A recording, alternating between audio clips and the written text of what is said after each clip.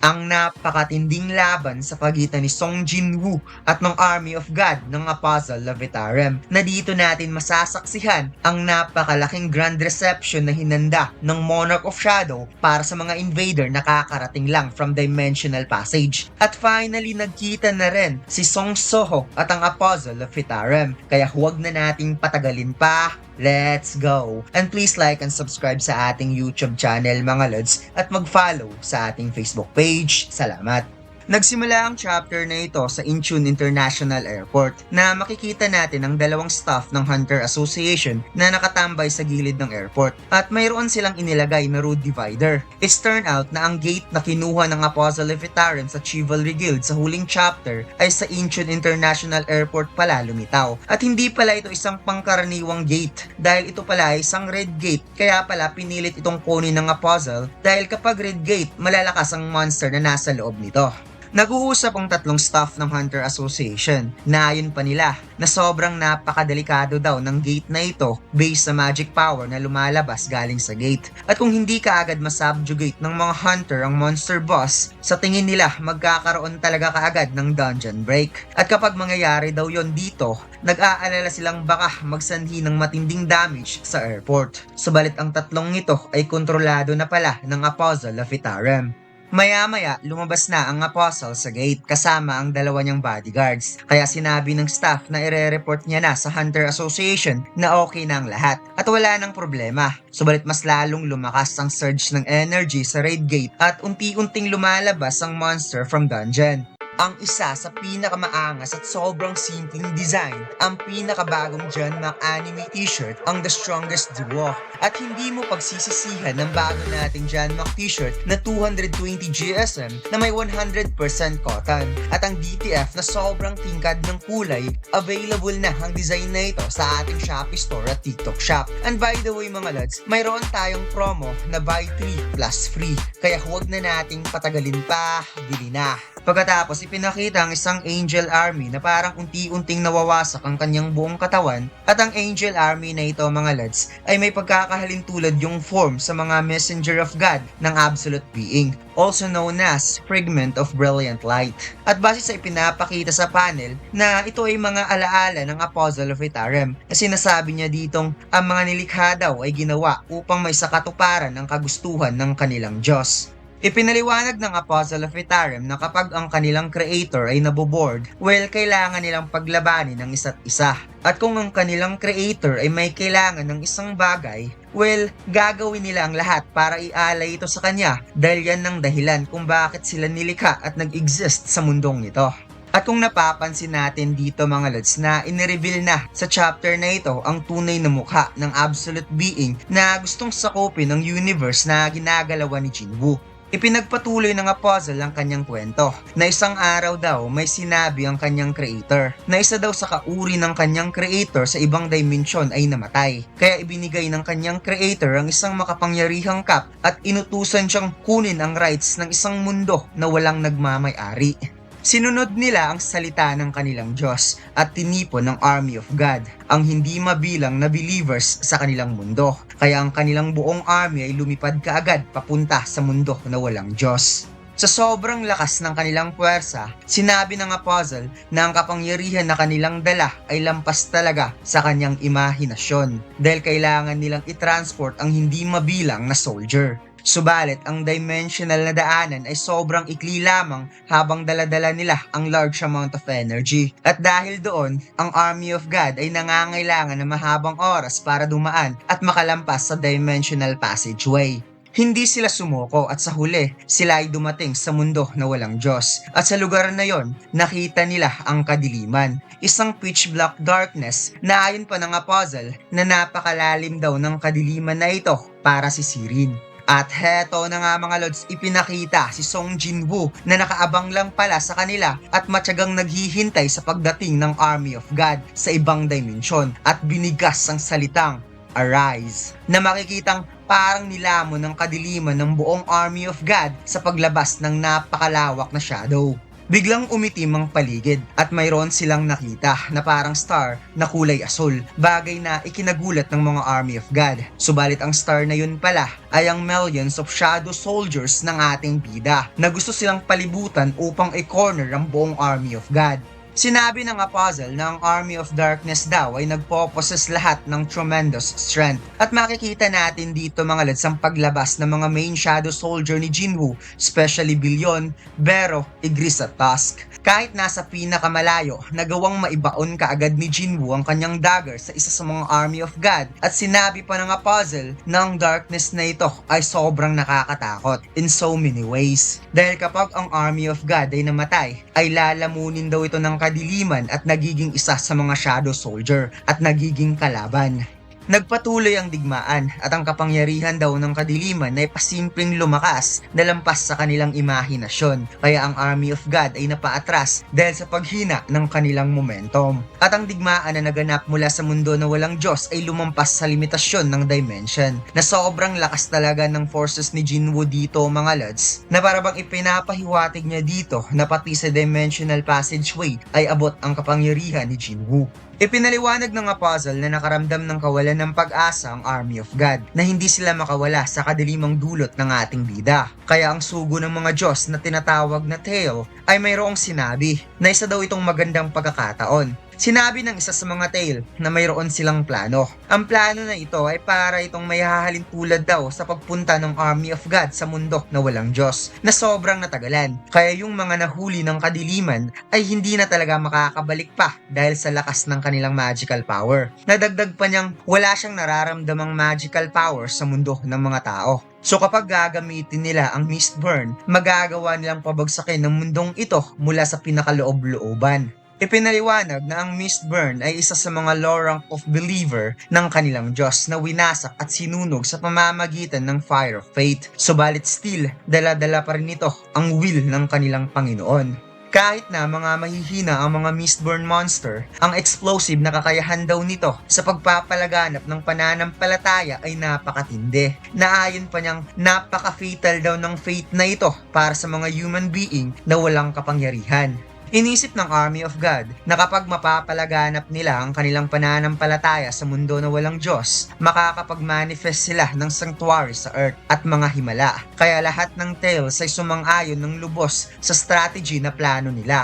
Ang Tail na ipinadala sa Earth ay ginamit ang kanyang kakayahan na hatiin ang kanyang strength and ability into 5 fragments. At ang pinakamahina na fragment ay siyang dinala ng Mistborn sa mundo na walang Diyos. At tulad ng plano, ang weakest fragment ay hindi na-detect ng kadiliman, which is ang darkness domain ni Jinwoo na kanyang ikinalat sa outer space, kaya tagumpay na nakapasok ang weakest fragment sa mundo ng mga tao. Subalit nang dumating ang unang fragment of Tail ay nagkaroon ng hindi inaasahang pagbabago na ang pagiging walang kapangyarihan sa mundo ng mga tao ay na-obtain ng magical power. So after all mga lads, hindi pala sinadya ng Apostle of Itarum na magkaroon ng awakening ang mga tao sa Earth nung siya ay dumating. Kaya pagkatapos daw ng pangyayaring yon, nalaman niya na lumitaw ang magic powers sa mundo ng mga tao, kasama ang napakalaking sakuna. Kaya ang unang fragment ay nakapagpasya na maghintay sa iba pang fragment at recently lang nakapag-fuse na siya ng pangalawang fragment at sinabi pa ng Apostle na kung iisipin daw, dapat makaranas ng malaking pagbabago ang mga tao sa panahon ng digmaan laban sa kanila. Kaya napaisip siya na mayroon talagang nagplano dito. At dagdag pa niya na hindi dapat mangyari ang ibang pag-urong sa kanyang plano dahil ang mga tao daw ay importanteng maunawaan kung sino ang may potensyal na pinaka nasa tugatog na entities o kilala rin sa tawag na Hunter upang matupad ang kanyang tungkulin bilang Fragment of Tail. So itong Apostle of Itarum mga lads ay kinumpirma na nga na siya ay Fragment of Tail sa kanyang creator o absolute being na may hahalin tulad natin sa isang Fragment of Brilliant Light na alam naman nating sila ay mga messenger of God. Habang nakatayo ang Apostle of Itarum sa arrival area ng Incheon International Airport, biglang nagkaroon ng distraction na sobrang ikinagulat ng mga tao na nandoon, lalo na nang nakita nila ang mga high-level goblin kasama ang kanilang leader, na mala high orc ang pormahan. Since mukha nito ay kahawig rin lang naman ng goblin, ngunit kasing laki ito ng isang high orcs. Napasigaw ang mga tao nang na-realize nilang nagkaroon ng dungeon break sa International Airport mismo, habang ang iba ay nagsisitakbuhan at napasigaw na tumawag kaagad sa Hunter Association. Habang nagkagulo, sinabi ng Apostle na kapag ang monster ay nagkaroon ng maraming magic power ay gusto nitong maglaganap kaagad ng pagwasak. Kaya inaasahan niyang mayroong mga high-ranking hunter na lumitaw dito at kung maaari, gusto niyang makita kung gaano kalakas ang isang S-rank hunter. Samantalang may dumating na dalawang hunter na napatanong kung bakit nagkaroon ng dungeon break at nagtataka ang dalawa kung bakit walang hunter sa paligid. Nakita ng Apostle ang dalawang hunter na rumisponde at nakita niya na ang dalawang nito ay mga Stardust user. Ipinaliwanag ng Apostle na ang Stardust ay isang stimulant na nilikha sa pamamagitan ng pag-melt sa pananampalataya galing sa Mistborn. Habang mahina daw ang pananampalataya sa loob ng katawan ng mga Stardust user, usually daw hindi ito nagkaroon ng effect para mag-turn into faithful sa kanyang Diyos ang mga Stardust user. Kaya kung gagamitin niya ang Tails, ang kakayahang mag-amplify sa faith ng mga Stardust user, na parang ipinapaliwanag niya dito kung paano niya kinokontrol ang mga hunter na gumagamit ng Stardust. Kaya gamit ang mata ng Apostle na may kapangyarihan bilang Fragment of Tail, ang malabong pananampalataya ng Stardust user na nasa loob ng kanilang katawan ay tuluyang lumakas upang sambahin ng kanilang Diyos, which is ang kanyang creator, ang absolute being. Inutusan ng Apostle ang dalawa na umalis at huwag mag-interfere sa kanyang gagawin. Nakaagad namang sinunod ng dalawang hunter at nakilala siya nito bilang isang Apostle.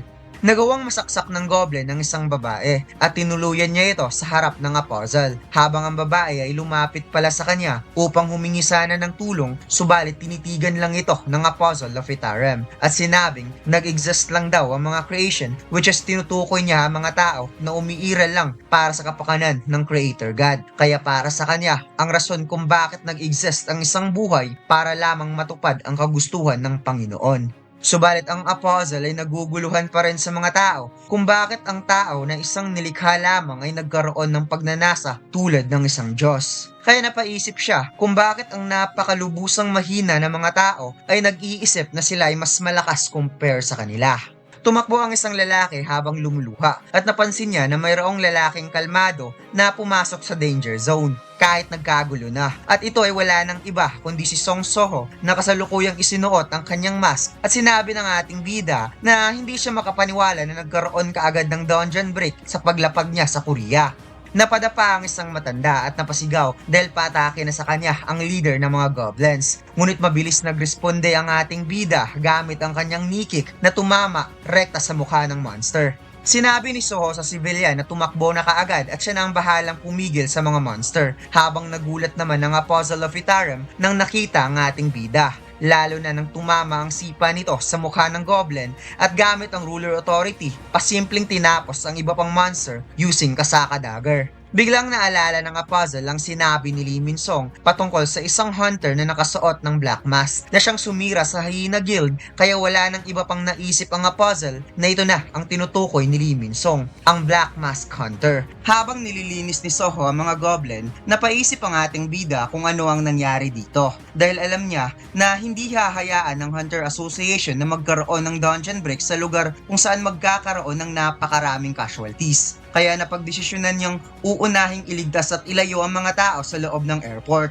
Samantalang, ang Apostle of Itarim ay kalmado lamang inoobserbahan ng galaw ni Soho at nakita niya na wala kahit kaunting pananampalataya galing sa Mistborn ang umiiral sa loob ng katawan ni Soho. Kaya na-realize niya na ang taong ito ay ni minsan hindi nakapag-consume ng Stardust at naramdaman din niya ang magic power ni Soho ay equal kay Lee Min-song o mas mataas pa. Itinuon ni Soho ang kanyang kamay sa mga bangkay upang magsagawa ng shadow extraction. Natagumpay namang na-extract ng ating bida ang tatlong goblin at kaagad niyang inutusan na tulungan ng mga taong nahihirapang makapag-evacuate palabas ng airport. Subalit ang Apostle of Itarim ay napadilat ang mata. Hindi siya makapaniwala sa kanyang nakita dahil ang nasaksihan niyang kapangyarihan na ginamit ni Soho, kung hindi siya nagkakamali, ay ang authority na ginamit ng Darkness, which is ang Shadow Monarch, kaya hindi siya makapaniwala na mayroon palang tao dito ngayon sa Earth na kayang gumamit ng authority of Darkness. At na-realize din ng Apostle of Itarim na may katuturan din kung bakit inatake ng nakamaskarang ito ang Hyena Guild at sinira ang kanilang plano dahil ang taong ito ay related pala sa Darkness. May biglang napansin si Soho at kaagad na gets ng puzzle na dapat muna niyang itago ang kanyang presensya sa ngayon upang hindi malaman ng taong ito ang kanyang existence. Subalit ang nakita pala ng ating bida ay ang nasa likod ng puzzle, isang napakalaking fuel tank truck na lumipad sa ere kung saan mabilis itong bumangga sa transparent glass at nagkaroon ng malakas na pagsabog. Nagulat na lamang ang puzzle dahil biglang nagdash sa kanyang harapan si Soho at sinabi ng ating bida na di daw niya naisip kung bakit lumipad papunta dito out of nowhere ang napakalaking truck. At maya-maya ang fuel tank truck ay nagawang mahati ni Soho at sinabi, "Okay ka lang ba, bata?" Na kung iisipin, hindi pa ginamit ni Soho ang band skill sa ginawa niya at walang gunlet ang kamao, he's just a masked guy with normal state. Biglang lumitaw sa harap ni Soho ang napakalaking Minotaur at habang sumisigaw ang monster, napakamot na lamang sa ulo ang ating bida na para bang naguguluhan si Soho kung bakit nagkaroon ng Minotaur dito kaya napatanong siya kung ito ba ang boss ng mga monster. Naramdaman ni Vero na mayroong energy of Etherium ang monster na ito.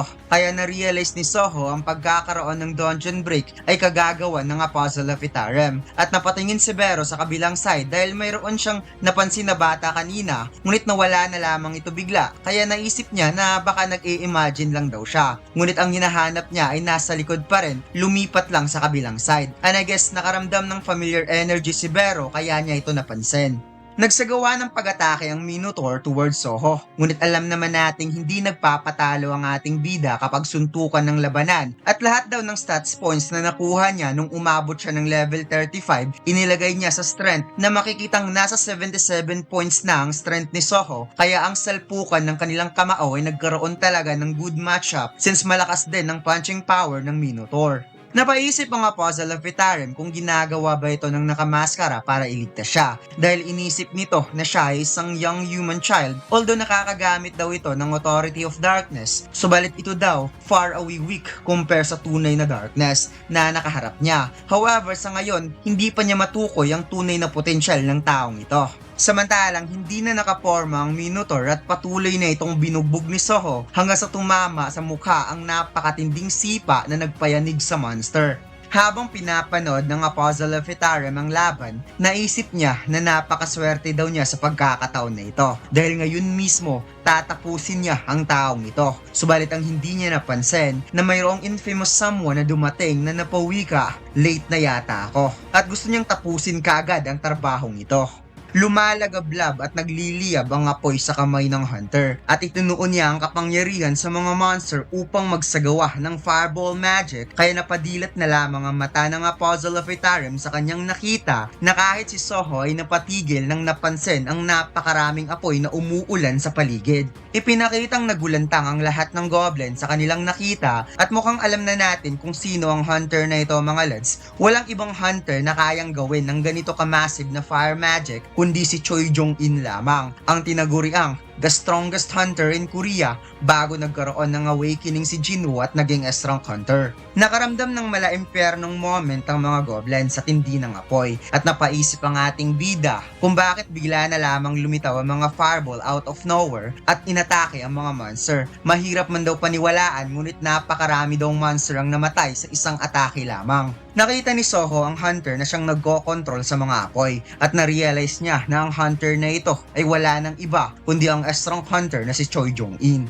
Napangiti si Mr. Choi nang nakita niya ang Minotaur na nakayanan ng fireball na pinakawalan niya at na-realize niya na mukhang matigas talaga ang monster na ito. Kaya sa pagkakataon daw na ito kung saan parang may inipon na apoy sa dalawang palad ni Choi Jong-in at unti-unti niyang hinila ang isa niyang kamay na para bang gagawa siya ng creation magic bow with flame arrow towards Minotaur ngunit hindi nagpatinag ang monster dahil bigla itong tumalon upang magsagawa ng pag-atake kay Choi Jong-in. However, parang hanggang dito lang magtatapos ang buhay ng monster na ito sa lakas ng flame arrow na makikitang sapol sa kanyang mukha ang ataking ito.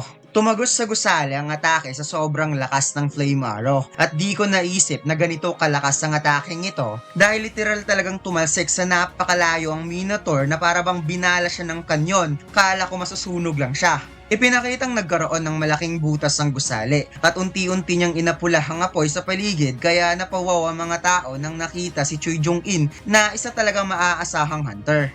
Napansin niya na parang biglang nawala ang batang nakita niya kanina at nagtataka siya kung bakit ang hunter na nakipaglaban nung hindi pa siya dumating ay bigla na lamang umalis at hindi man lang siya pinasasalamatan. Samantalang si Soho ay napabuntong hininga at nagpapasalamat siya na dumating si Choi Jong-in dahil nagkaroon siya ng chance na makatakas upang hindi ma-expose ang kanyang identity. Naisip rin ni Soho ang pagiging active ngayon ng Apostle of Etarem at gumagawa ito ng hakbang na hindi napapansin. Kaya di talaga siya makapaniwala na inatake nito ang mga civilian sa lugar kung saan maraming tao. At heto na nga mga lods ang pinakamaangas na pwede mong suotin sa Christmas party ngayong December, ang Speed Kingdom t-shirt. Isa ka ba sa fan ng Socrates family? Ito na yung chance mo para maging member ng Speed Kingdom. Well, ang front design natin mga lods ang Black Clover na kulay purple na mas pinagandahan natin. At syempre ang back design, ang Speed Kingdom na sobrang simple subalit napakaangas. Maangas talaga to mga lods dahil ito ang palagi kong sinusuot lalo na kung pupunta ako sa mall or vacation dahil hindi lang maganda at simple, lumilitaw talaga ang tunay na kulay. Available ang design na ito sa ating Shopee store at TikTok shop. Ang link ay nasa comment section. Ipinakitang unti-unting bumabalik sa normal ang pulang kalangitan dahil sa ataking ginawa ni Choi Jong-in. At pagkatapos, lumipat ang eksena sa gusaling pinagtataguan ng Apostle na para bang siya ay napamuni-muni at inisip pa rin ang nangyari kanina. Napansin niya na may gate na biglang lumitaw sa tabi niya at nagkaroon nito ng napakaliwanag na ilaw sa gitna at bigla itong nagsalita na wikang "Long time no see, second fragment." Sinabi ng Apostle na sa wakas dumating na ang pangatlong fragment at bago niya ibigay ang katawan na ito, gusto niya munang bigyan ng kaunting briefing ang third fragment na ang mga tao ay mayroong tinatawag na hunter. Ito daw ay mga living organisms sa mundo na nagpo-possess ng magic power at mayroong mga nilalang na kilala bilang a strong hunter na nagpo-possess ng immense magical power at dapat silang mag-ingat sa mga hunter na ito at mayroon ding variable na dapat nilang ma-eliminate kaagad. Pinatigil ng third fragment ang second fragment sa pagsasalita at sinabi na titingnan niya ang memory ng katawan pagkatapos niya itong ma-obtain at ang ibang mga detalye. Sa ngayon tapos na daw ang duties ng second fragment at oras na para i-absorb niya ang second fragment base sa kanilang naging plano. Hindi nakasagot ang second fragment na para bang napakalalim ang iniisip niya kaya napatanong ang third fragment kung ano ang problema ng second fragment. Nasagot naman ito, wala lang naman. Iiwan niya na ang lahat sa third fragment. Paliwanag niya na nakaramdam siya ng kalungkutan dahil mawawala siya sa mundong ito bilang may panibagong personalidad na magte-take over sa kanya. Subalit hindi naman daw nakakatulong ang feelings na to dahil after all, ang pagtupad ng kagustuhan ng kanyang Panginoon ang pinaka-top priority sa lahat dahil ang lahat ng ito para sa kapakanan ng kanilang creator kung saan kinuha ng Apostle ang pangatlong fragment at ipinasok sa loob ng kanyang katawan na makikitang nagkaroon ng napakalakas na liwanag na kahit sa labas ng gusali, umapaw ang liwanag ng Pasko. Liwanag ng third fragment. Nagkaroon ng itim na usok na parabang naghalo ang pula at dilaw na mana sa paligid kung saan ipinakita ang dalawang paa ng Apostle na tuluyang lumaki at naging binatilyo na parabang nasa around 20 years old ang edad ng Apostle of Etarem. Sinabi ng Apostle na ito pala ang memory ng second fragment at ang tinukoy daw nito na isang variable na dapat tapusin ay nakita niya na at hindi niya inaasahan na mayroong isang being na capable sa paggamit ng same authority as darkness. Kaya napagtanto niya na ang desisyon ng second fragment ay mali para sa kanya dahil sayang lang daw kung tatapusin niya ang taong yon kung pwede naman daw niya itong gawing alagad at kapag nagawa niya itong makontrol kahit ang mga patay pa mismo makokontrol na rin niya. Pagkatapos, lumipat ang eksena kung saan gabi nang nakauwi si Soho sa kanilang bahay at makikitang pagod na ang ating bida dahil ikaw ba naman ang sasalubungin ng mga malalakas na monster sa airport at kakagaling mo lang sa field type pyramid dungeon. Kaya napatingala na lamang si Soho habang humihinga ng malalim sa sofa. Napansin ni Vero na parang sobra ata ang pagod ng young monarch. Kaya napatugon si Soho na pagod talaga siya. Napagod siya sa lecture ng kanyang uncle na makikitang galit na lumuluha itong si Eugene Ho sa sobrang pag-aalala dahil okay lang naman daw na poprotektahan ni Soho ang Earth, subalit ang kaligtasan daw nito ang mas dapat papahalagahan dahil kung may masamang mangyayari sa kanyang pamangkin, di niya alam kung paano harapin ng mga magulang nito. Kaya napangiti na lamang si Soho na inaalala ang mukha ng kanyang uncle dahil alam niyang nag-aalala din ngayon ng kanyang ama at ina. Biglang tumayo ang ating bida at pangiting sinabi kay Vero na pupunta sila ng Shadow Dungeon. Kaya nagbungkahi ang insekto na sa tingin daw niya, kailangan munang magpahinga ni Soho kahit saglit man lang. Nasagot naman ang ating bida, rest can wait. Sinabi ni Soho na babalik naman siya kaagad, hindi kasi niya nakumpleto ang daily quest at ayaw niyang palagpasin ng kahit anumang daily rewards na kanyang makukuha, kaya napaisip na lamang si Vero na baka naa-addict na daw itong si Soho sa pagiging malakas. Pagkatapos, lumipat ang eksena sa loob ng Shadow Dungeon kung saan napadilat ang mata ng ating bida at wala siyang ibang nasabi kundi what. Dahil tapos na daw ang kanyang daily quest at sinabi ng system na tinalo na daw niya ang lahat ng natirang monster sa loob ng Shadow Dungeon, kaya siya ay napatanong kung ano ang nangyayari dito. Tahimik lang si Lady Ethel habang si Gray tahol ng tahol na para bang nagsusumbong, ngunit ang pinakasala rin sa lahat ay itong si Amot dahil buong gabi palang pinatay ni Amot ang lahat ng goblin sa loob ng Shadow Dungeon. Napaliwanag naman niyang nilinis lang naman daw niya ang lahat ng nakikita niyang loathful servant ni Tarnak sa tirahan ng Young Monarch at bilang pangako niya sa Young Monarch, wala daw siyang pinatay na tao. Napahawak na lamang sa ulo si Soho na para bang nagluluksa ang tatlo kasi dahil daw sa ginawa ni Amot ang kanyang growth ay babagal. Since pinatay ni Amot ang lahat ng monster, hindi niya na magagawa ang kanyang daily quest. Bagay na nagbigay ng katanungan sa isipan ni Amot. Sinabi ni Amot na kung gustong lumakas ng Young Monarch ay kaya niya itong bigyan ng training kung saan parang nabuhayan ng loob ang ating bida at dagdag pa ni Amot, hindi din daw siya malakas nung una kaya alam niya kung paano lumakas kaya bibigyan niya ng training ang Young Monarch upang lumakas. Biglang nag-notify ang system na mayroong quest na dumating, isang daily quest preparation to become stronger at tinanong ang ating bida kung tatanggapin ba niya ito. Kaya hindi nagdadalawang isip si Soho na tanggapin ng quest at nagpasalamat kay Amot at aasahan daw niya ito. Umilaw ang status window at nakita ng ating bida ang 100 push-ups, 100 sit-ups, 100 squats at 10 kilometers run. Kaya napatanong siya kung ito ba ang training na gagawin niya. Na para bang nadadalian lang si Soho sa training na ito. Ngunit sinabi ni Amot na hindi pa yan sapat dahil kailangan daw siyang kargahin ni Soho sa likod habang ginagawa ang lahat ng ito. At ipinaliwanag nga ng system na dapat talagang kargahin ni Soho si Amot habang ginagawa ang task. Bumilog ang mata ng ating bida nang nalamang kailangan niyang kargahin si Amot at kahit si Lady Ethel ay napaisip rin kung paano kakargahin ng Young Monarch ang higanteng reptile. Sinabi ni Amot, alam niya na mahihirapan si Soho sa current size niya. Subalit ayos lang naman dahil ang kanyang katawan daw ay sanay ng wasake ni Tarnak at ilang beses na rin daw itong na-regenerate. Kaya magagawa niya itong manipulahin na makikitang nagulat ang tatlo sa kanilang nakita dahil si Amot ay bigla na lamang lumiit at sinabing, ayos na ba to? Sinabi ni Amot na sisimulan na nila kaagad ang training kung saan dumapa kaagad si Soho upang mag-push up ngunit parang nagdududa siya sa pwedeng mangyari kapag sasakay na si Amot sa kanyang likod. Ipinaliwanag ng system na dahil sa malaking pagkakaiba ng lakas ni Amot at ng player, lalo na sa fighting ability, ang kanilang band skill ay nakalock at kailangan munang mag-level 80 ni Soho bago ma-unlock ng player ang kanilang band skill. So nasa S-rank level na talaga itong si Amot mga lads dahil sa ngayon si Soho ay nasa level 35 pa at siya ay nasa around A-rank level. So mahaba-habang pagsasanay pa ang dapat gawin ng ating bida. Kaya ang pagsasanay na ito ay siguradong bibilis talaga ang kanyang pag-level up. Subalit hindi nga nagkakamali ng expectation si Soho dahil siya ay bumaon sa ground nang umupo si Amot sa kanyang likod. Kaya napa-oops na lamang ang reptile dahil nakalimutan daw niyang sabihin na kaya niyang palitin ng kanyang katawan ngunit hindi nagbabago ang kanyang bigat.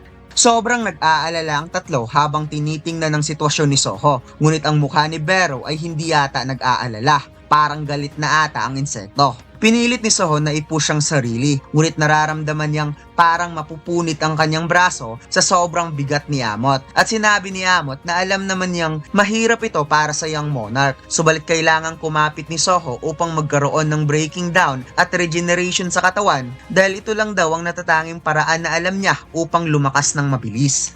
Pagkatapos, lumipat ang eksena sa Near Pajo Field Type Dungeon kung saan ipinakita ang isang tao na nasusunog sa kulay asul na apoy at lumalabas na ang Field Type Dungeon na ito ay isa sa mga Stardust Factory ni Lee Min-song. Ipinakilala ang isang demon na nagngangalang Mormo ang tagapangasiwa ng Stardust kung saan tinanong ni Lee Min-song ang demon kung hanggang kailan niya ito gagawin. Sinabi ng demonyo na nanumpa daw itong si Lee Min-song na maging parte dito dahil ang kanilang maruming buhay ay iniligtas daw ng The Chosen One. And I guess ang Chosen One na tinutukoy niya dito ay ang Apostle of Itaram. Kaya parang nainsulto itong si Lee Min-song nang narinig ang salitang maruming buhay kung saan bigla niyang pinatamaan ng dagger ang baba nito kaya tumalsik ang mga naputol na tentacle sa baba ng demonyo. Nagalit si Lee Min-song dahil kinumpara daw ng demonyo ang kanyang buhay sa buhay ng isang monster kaya binalaan niya itong patayin kung uulitin ang mga sinabi. Tinanong ni Lee Min-song kung nasaan na ang bata dahil malapit na daw bumalik sa Korea si Lim Tae-gyo kaya inutusan niya ang demonyo na tanungin ang bata patungkol sa ipinangako nito sa kanya. Nasagot naman ng demonyo, abala daw ngayon ang apostle. Ibinigay ng demon kay Lee Min-song ang stimulant stone at tinanong siya nito kung bakit hindi ito gumagamit ng stone since gusto palang lumakas ni Lee Min-song at naalala niya ang The Chosen One na siyang nagligtas sa kanya nung winasak ng Shadow Monarch ang Demon Realm habang siya ay tumatakas sa Dimensional Crack. Kaya sobra ang kanyang pasasalamat dahil nagpalaganap ito ng Stardust sa Demon Realm at dahil dito nagawa nilang ma-destroy ang traidor na household which is ang Radero clan.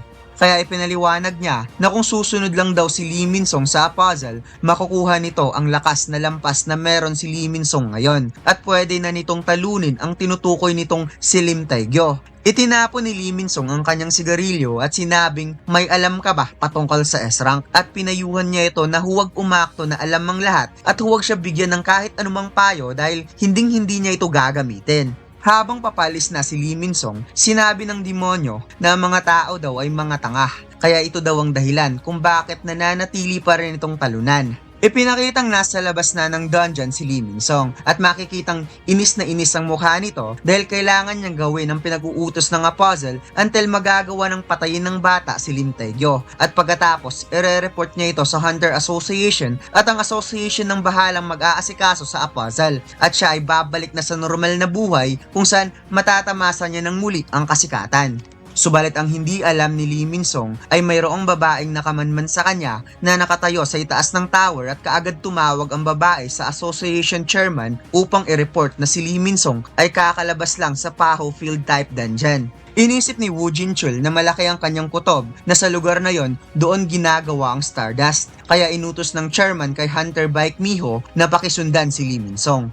Nasa office pala ng chairman si Mr. Choi. Nakikinig lang sa usapan at sinabi niya na mukhang malapit na nilang malaman kung ano nga ba talaga ang ginagawa ni Lee Min-song dahil during sa airport dungeon break incident daw, lahat ng Hunter Association staff na nagmamanage malapit sa gate ay nawalan ng alaala sa parehong oras at ang mga hunter na ito ay nakapag-consume ng Stardust at nadiskubrihan din nila na ang mga hunter sa iba't ibang lugar na may kakaibang galaw, lahat sila ay magkatulad lamang na nakapag-consume ng Stardust. Sinabi ng chairman na dahil lumilitaw ang isang questionable na pangyayari, kailangang itigil ng Hunter Association ang paggamit ng Stardust. Kaya napatanong si Mr. Choi kung ano ang gagawin ng chairman kay Lee Min-song. At seryoso namang sinagot ni Woo Jin-chul na kailangan nilang mahuli si Lee Min-song at ang nasa likod nito. Kung saan nagmungkahi itong si Mr. Choi na gagamitin ng kanyang mga hunter upang tulungan ang chairman ng Hunter Association. Nakita ni Jin-chul ang picture sa kanyang table at naalala niya ang sinabi ng CEO na si Eugene Ho na ligtas nang nakabalik si Soho sa Korea at naisip niya na kung si Soho ay isang growth type hunter katulad ng kanyang ama, malaki ang chance na hinahadlangan ng system kung ano ang kailangan nitong gawin katulad ng nararanasan ng kanyang ama. Kaya sinabi niyang para kay Jinwoo, gagawin niya ang lahat para tulungan si Soho.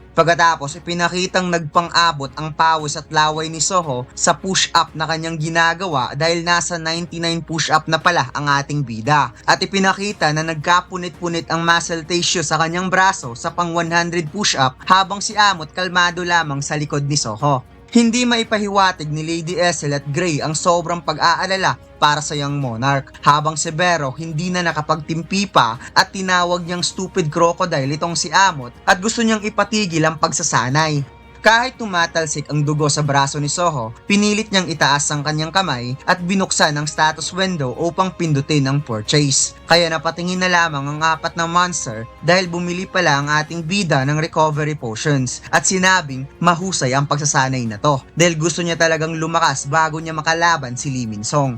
Kaya napangiti na lamang si Master Amot nang sinabi ni Soho na mayroon pa silang task na gagawin at ipinakitang batak na itong si Soho mga lods. Sobrang bilis ang paglaki ng muscle sa kanyang braso at may kukumpara mo talaga ang katawan niya kanina na parang binibuild up talaga ang katawan ni Soho based sa kanyang fighting style, which is mostly gumagamit siya ng kamao at mukhang pangbugbugan talaga ang katawan na to. Nagsimula ang chapter na ito kung saan napahawak bibig na lamang itong si Lady Essel habang nakikita ng dalawa si Soho na bumibilang sa pang 22 repetition sa kanyang setups, at ang ikinasurpresa ko dito mga lods ay itong si Amot na kaya pa pala niyang paliitin ng maigi ang kanyang katawan upang makapag-perform si Soho ng setups habang siya ay binubuhat. Ipinakitang duguan na naman ng ating bida dahil sa sobrang intense ng kanyang training na hindi nakakayanan ng kanyang katawan, kaya hindi talaga maiiwasang magkaroon ng napakaraming potions barrel upang maibalik kaagad ang kanyang nawalang health points. Umabot na sa squats ang ating bida at ginamit niya ang band skill with Gray upang masustain ang napakatinding training dahil kahit sobrang lit na ni Amot, malahigante naman ang bigat nito. Kaya yung battle ng health potions ay mas lalong dumami hanggang sa tumakbo na nga itong si Soho na parabang daladala niya ang bigat ng buong mundo. Kaya di mapigilang magpang-abot ang luha at pawis ng ating bida habang siya ay tumatakbo. Habang nasa likod si Amot, naisip ng Reptile, do kailangan pa daw ng skill para matapos lang ang training na to, hindi niya inaasahang pwede pala yun gawin. However, ang Young Monarch daw ay never nag-give up at laging gumagawa ng solusyon. Kaya sa tingin niya, maaaring one day malalampasan ng Young Monarch si Tarnak o kahit ang iba pang Monarchs. Pagkatapos, napasigaw na lamang si Soho sa sobrang sakit ng kanyang likod at bumili kaagad ng health potions. Ipinakitang hindi kinaya ni Gray ang training at kahit si Soho ay hindi may pinta ang mukha sa sobrang putla na parabang nawalan ng kaluluwa ang ating bida sa sobrang pagod.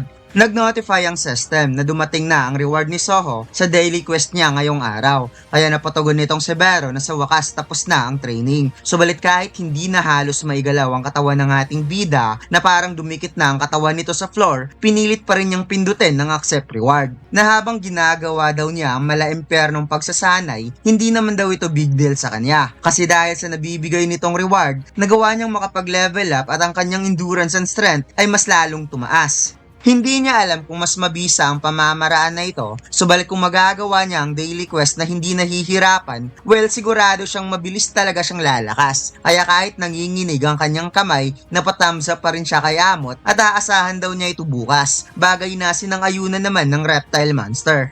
At heto na nga mga lods ang pinakamaangas na pwede mong suotin sa Christmas party ngayong December, ang Speed Kingdom t-shirt. Isa ka ba sa fan ng Socrates family? Ito na yung chance mo para maging member ng Speed Kingdom. Well, ang front design natin mga lods ang Black Clover na kulay purple na mas pinagandahan natin. At syempre ang back design, ang Speed Kingdom na sobrang simple subalit napakaangas. Maangas talaga to mga lods dahil ito ang palagi kong sinusuot lalo na kung pupunta ako sa mall or vacation dahil hindi lang maganda at simple, lumilitaw talaga ang tunay na kulay. Available ang design na ito sa ating Shopee store at TikTok shop. Ang link ay nasa comment section. Pagkatapos, ipinakitang hawak-hawak ni Vero ang kumot at lumalabas na nakauwi na ng bahay si Soho at nakatulog ito kaagad. Kaya napapansin ng insekto na parang umuuwi na lamang ang Young Monarch upang magpahinga. Ngunit para sa kanya, sa araw na to, mahusay daw ang ginawa ng Young Monarch. Kaya oras na para siya naman daw ang mag-relax at mag-me time, kaya manunood na lamang siya ng TV shows. Nakita ni Behro ang balita na ang Hunter Association ay gumawa ng regulation concerning about field type dungeon na nakaranas ng dungeon break matapos ang airport dungeon break incident. Ipinaliwanag na di daw tulad ng ibang dungeon na nasa loob ng gate, ang field type dungeon daw ay ginagawang retrieval sa labas ng gate tulad ng pagkuha ng mga materials like magic essence crystal of monster, at ang rights daw ng field type dungeon ay binibigay sa mga private guild na nakakuha naman sila ng malaking benefits dito. Subalit dahil sa incident, ang Hunter Association ay gumawa ng paraan laban sa Grim Reaper Guild at sa ibang guild na mayroong rights sa high rank field type dungeons. Pagkatapos, ipinakitang nabasa ni Lee Min-song ang bagong regulation ng Hunter Association laban sa Grim Reaper Guild, kaya siya ay napa-what is this na lamang. Sinabi ng mga taga-Hunter Association na ang Grim Reaper Guild daw ay may maraming hawak na field type dungeon at hindi nila hahayaang mag-cause ito ng malaking damage sa current state ng mundo ngayon. Kaya ang upper management ng Hunter Association ay nag-utos na ang birang Pajo field type dungeon na siyang hawak ngayon ng Grim Reaper Guild ay kailangang i-cleared kaagad. At dagdag pa nila na mukhang more than half year nang hindi gumagawa ng Hunter Works itong si Lee Min-song. Kaya kailangan itong mag-participate sa Pajo Field Type Dungeon Raid kung gustong manatili ang Hunter license ni Lee Min-song.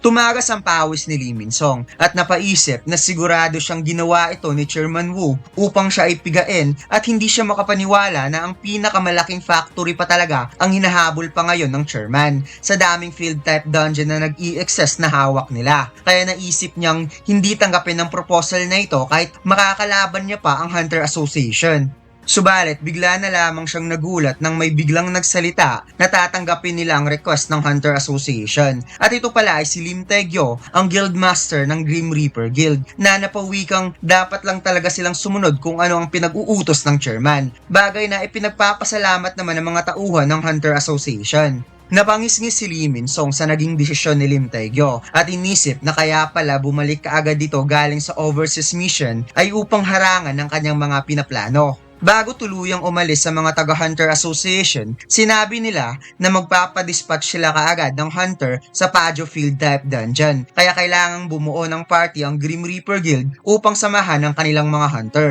Tahimik na nagkaharap ang dalawa at itong si Lee Min-song ay parang nagluluksa sa laki ng problema. Kaya sinabi niyang ano daw tong ginagawa ni Lim Taegyo na parang hindi daw nag-iisip kung gaano kamahal ang isang field type dungeon. Biglang napatugon si Lim Taegyo na kung inaakala ni Lee Min-song na ang layunin talaga ng Hunter Association ay i-clear ang dungeon, well parang mali ka ata. Dahil sa tingin niya, probably na-realize na ng taga-Hunter Association kung ano ang sekretong ginagawa ni Lee Min-song. At mukhang nakalimutan daw ata nito ang kanyang sinabi na hindi dapat maliitin ang mga taga-Hunter Association. At hindi lang daw binabaliwala ang kanyang warning, kundi ginamit pa nito ang guild member sa gusto nitong gawin habang wala siya.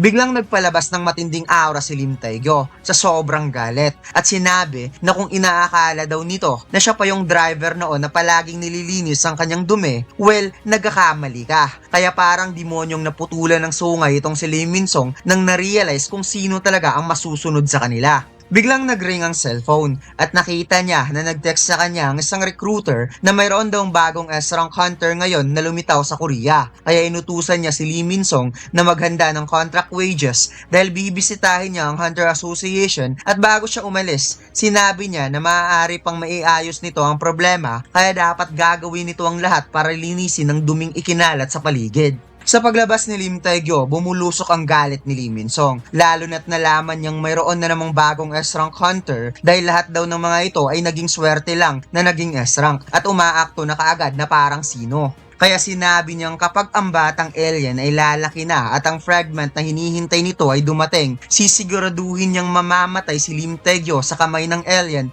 para sa kanya. Subalit may bigla siyang napansin. Napansin niya ang cellphone na iniwan ni Lim Taegyo upang maghanda siya ng tamang kontratang sahod sa bagong S-rank hunter. Kung saan unti-unting napakagatlabi si Lee Min-song at tuluyan itong humalakhak sa tuwa dahil nakita niyang ang bagong S-rank hunter ay ang batang alien pala. At kitang-kita na nakuha na nito ang hinihintay na fragment. Pagkatapos, lumipat ang eksena sa Hunter Association building kung saan kakalabas lang ng Apostle of Itarum sa measurement room at inabangan kaagad siya ng napakaraming recruiter at reporter upang mapanayam. Nagulat ang lahat sa bagong Ezreal Hunter, lalo na't naramdaman din nila ang napaka-unusual na aura at hindi pa nila alam kung ano ang pangalan nito. Ngunit may biglang nagsalita at kinongratulate ang bagong Ezreal Hunter at tinawag niya ito sa pangalang Hunter Park Dujin. At ang lumapit ay ang Guildmaster pala ng Hunter Guild na si Choi Jong-in. Biglang napatitig ng saglit si Mr. Choi sa bagong Ezreal Hunter at napatanong siya kung nagkita na ba sila dati dahil feeling niya parang nakita niya na itong si Park Doji noon. Sagot ng Apostle na mukhang hindi pa sila nagkita dahil di rin niya kilala kung sino ang kaharap niya ngayon. Kaya humingi ng apology si Mr. Choi dahil nagkamali lang siya, baka ibang tao lang yung nakita niya at kaagad niya itong inoferan ng signed contract for Hunter Guild. Subalit nagpasalamat ang Apostle sa proposal ng Guildmaster dahil mayroon na siyang guild na napili na gusto niyang signan ng contract kaya hindi siya pwede sa Hunter Guild.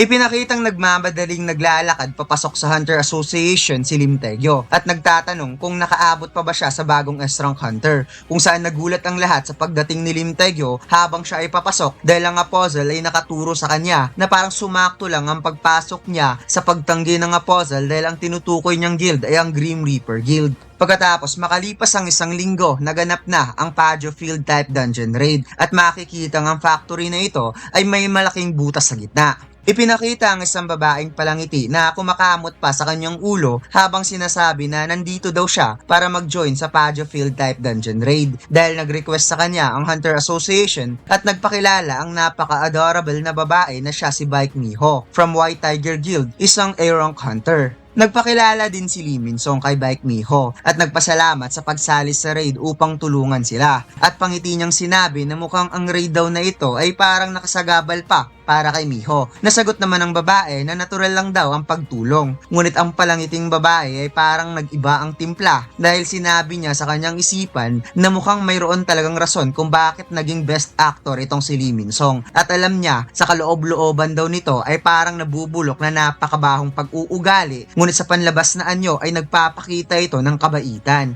At dagdag pa niya na sisiguraduhin niya na ang lahat ng nakatagong baho sa loob ng Pajjo Field ay mai-expose sa araw na to at siya mismo ang magtatanggal ng maskarang sinusuot ni Lee Min-song. Ngunit hindi niya in-expect na mayroong unexpected variable na mag-participate kaagad sa raid, ang bagong Ezreal Hunter nakakasali lang sa Grim Reaper Guild. Kaya habang tinitingnan niya ang dalawa, hindi talaga mawala sa kanyang kutob ang kakaibang enerhiya na bumabalot sa dalawang hunter. Kaya naging serious mode nga itong si Baek Miho dahil nararamdaman niyang parang hindi siya komportable at may masamang mangyayari sa raid na to. Nagsimula nang pumasok ang mga taga-hukay, kaya kinuha na nila isa-isa ang kanilang pickaxe at ipinakita ang isang lalaki na kahit nakatalikod ang lalaking ito, alam nating ang lalaking ito ay si Song Soho, since parang ito na rin talaga ang tamang panahon na haharapin niya itong si Lee Min-song upang malaman ang patungkol sa Apostle of Itarim. Ngunit hindi niya alam na nasa paligid lang pala ang matagal niya nang hinahanap. Few days ago, bago nagsimula ang raid ng Pajjo Field type dungeon, ipinakitang nakangiti itong si Lee Min-song na napawikang hindi niya aakalaing sa napakaikling panahon na hindi sila nagkikita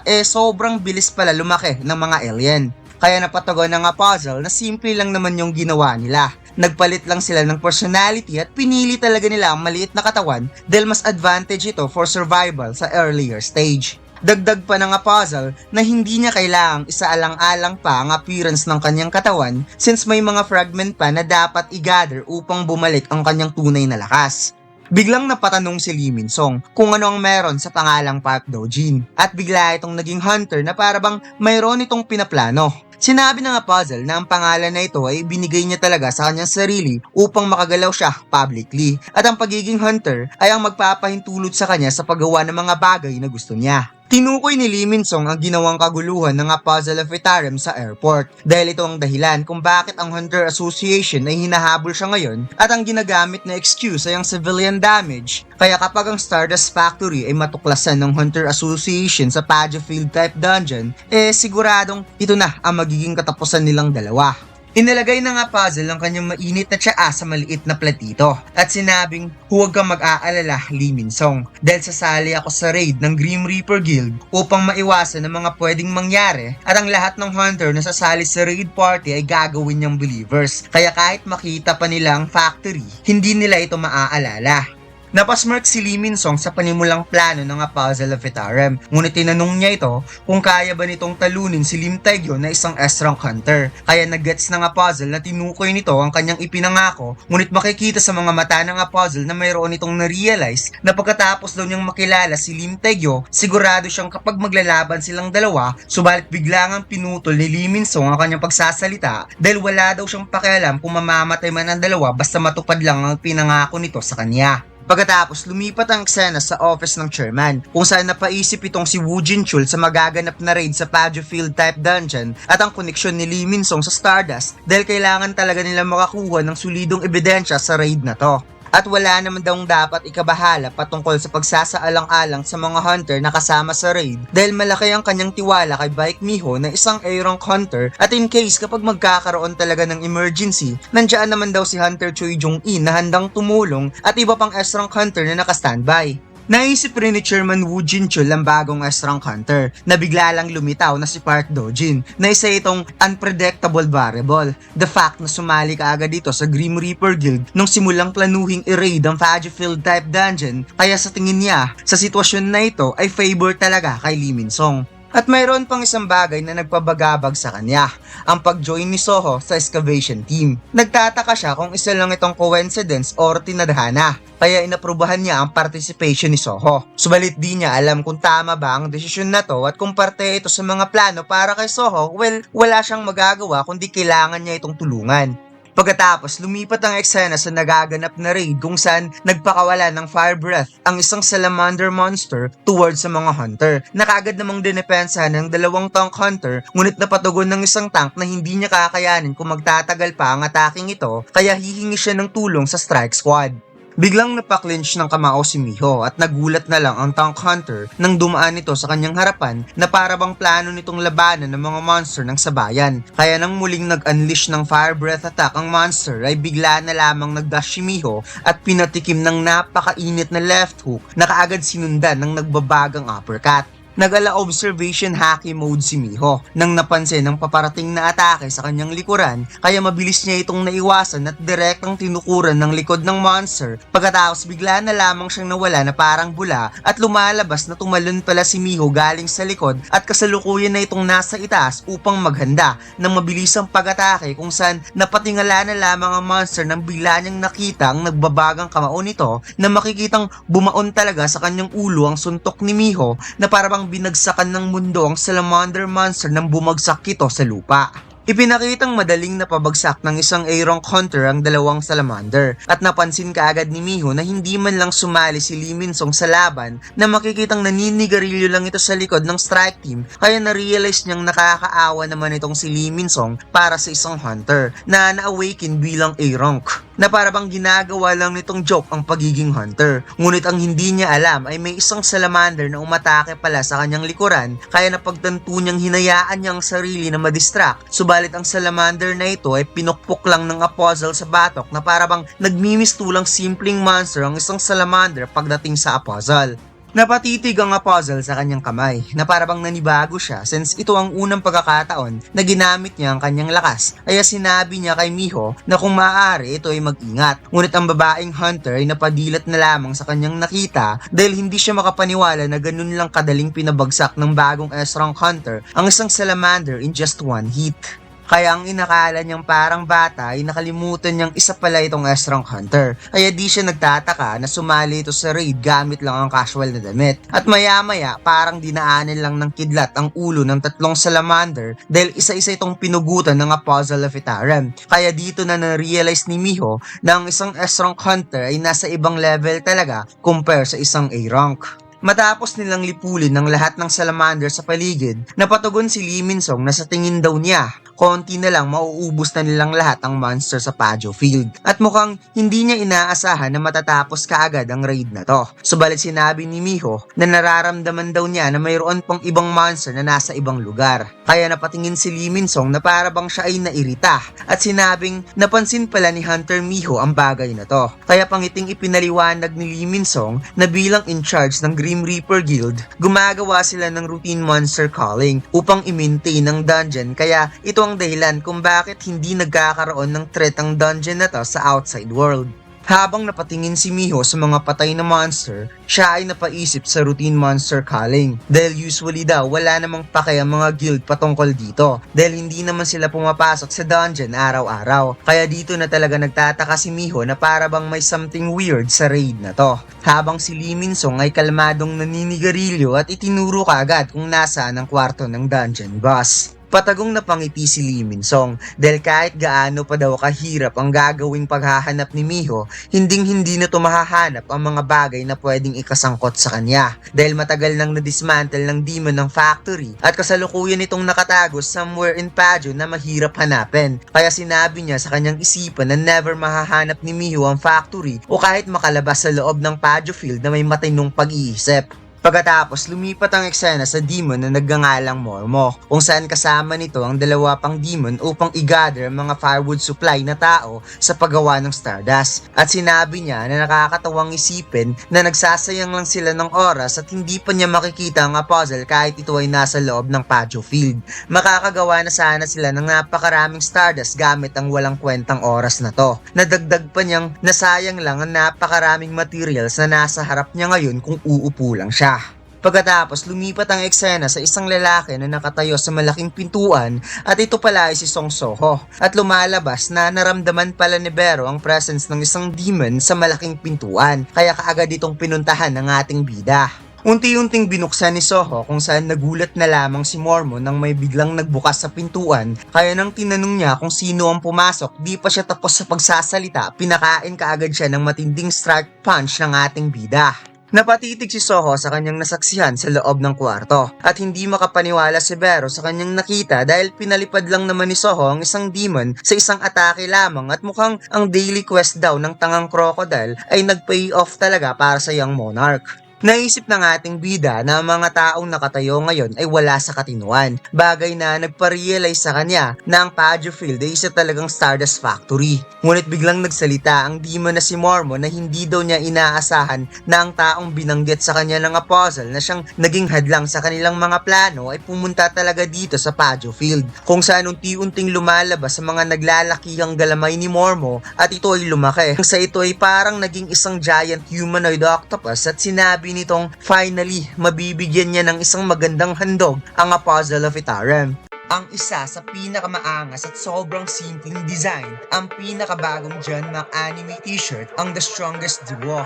At hindi mo pagsisisihan ng bago nating John Mac t-shirt na 220 GSM na may 100% cotton. At ang DTF na sobrang tingkad ng kulay, available na ang design na ito sa ating Shopee store at TikTok shop. And by the way mga lads, mayroon tayong promo na buy 3 plus free. Kaya huwag na nating patagalin pa, bili na. Nagsimula ang chapter na ito kung saan patuloy na naghuhukay ang excavation team at nagre-reklamo nga sila dahil parang walang katapusan ang paghuhukay nila ng Essence Stone. Kaya sila ay napatanong kung paanong hindi ito na-accumulate ng Grim Reaper Guild since ang dungeon na ito ay minamanage ng isa sa pinakamalaking guild. Kaya muli na naman silang napaisip na baka mayroong ibang paraan para pagkakakitaan ng dungeon na ito aside sa pag-accumulate ng mga magic crystals. Napag-usapan din ng dalawa ang isang A-rank hunter na sumali sa excavation team dahil hindi siya makapaniwala na pinapahintulutan ng Hunter Association ang isang A-rank na pumasok sa isang B-rank dungeon. Kaya nagtataka talaga siya kung ano ang pumasok sa isip ng Hunter Association, kung saan napatugon naman ng isa na huwag masyadong harsh sa isang A-rank hunter dahil bata pa naman yon. Masarap kasi makita ang isang bata na napaka-hardworking. Kaya bigla ngang napaisip ang isa na wikang, wag mong sabihing ikaw ang nag-assign sa batang newbie na magtrabaho sa entrance ng dungeon, which is napaka-safe. Kaya napasagot na lamang ang isa na mukhang nahuli mo ako dun ha. Nakita kasi niya ang pag-handcart ng batang newbie na kaya nitong magdala ng cart 4 times ang bigat sa isang normal na loading cart. Kaya sinabi niyang tutulungan na lamang nila ang batang yun pagkatapos nilang maghukay dito. Pagkatapos, lumipat ang eksena kay Song Soho, kung saan kaharap na nito ang tatlong demons, ngunit napatagon si Bero about Octopus Demon na mayroon din itong overwhelming magic power, bagay na siyang naramdaman din ng ating bida at nararamdaman din niya ang kanyang stats na talagang lumakas na since nagawa niya itong mapabagsak kanina. Sinabi ni Soho na ang demon na nag-transform into giant humanoid octopus ay same level sa isang A-rank hunter. Ito daw ay kasing lakas ni Randolph, ang hunter na na-encounter niya sa Pyramid Field.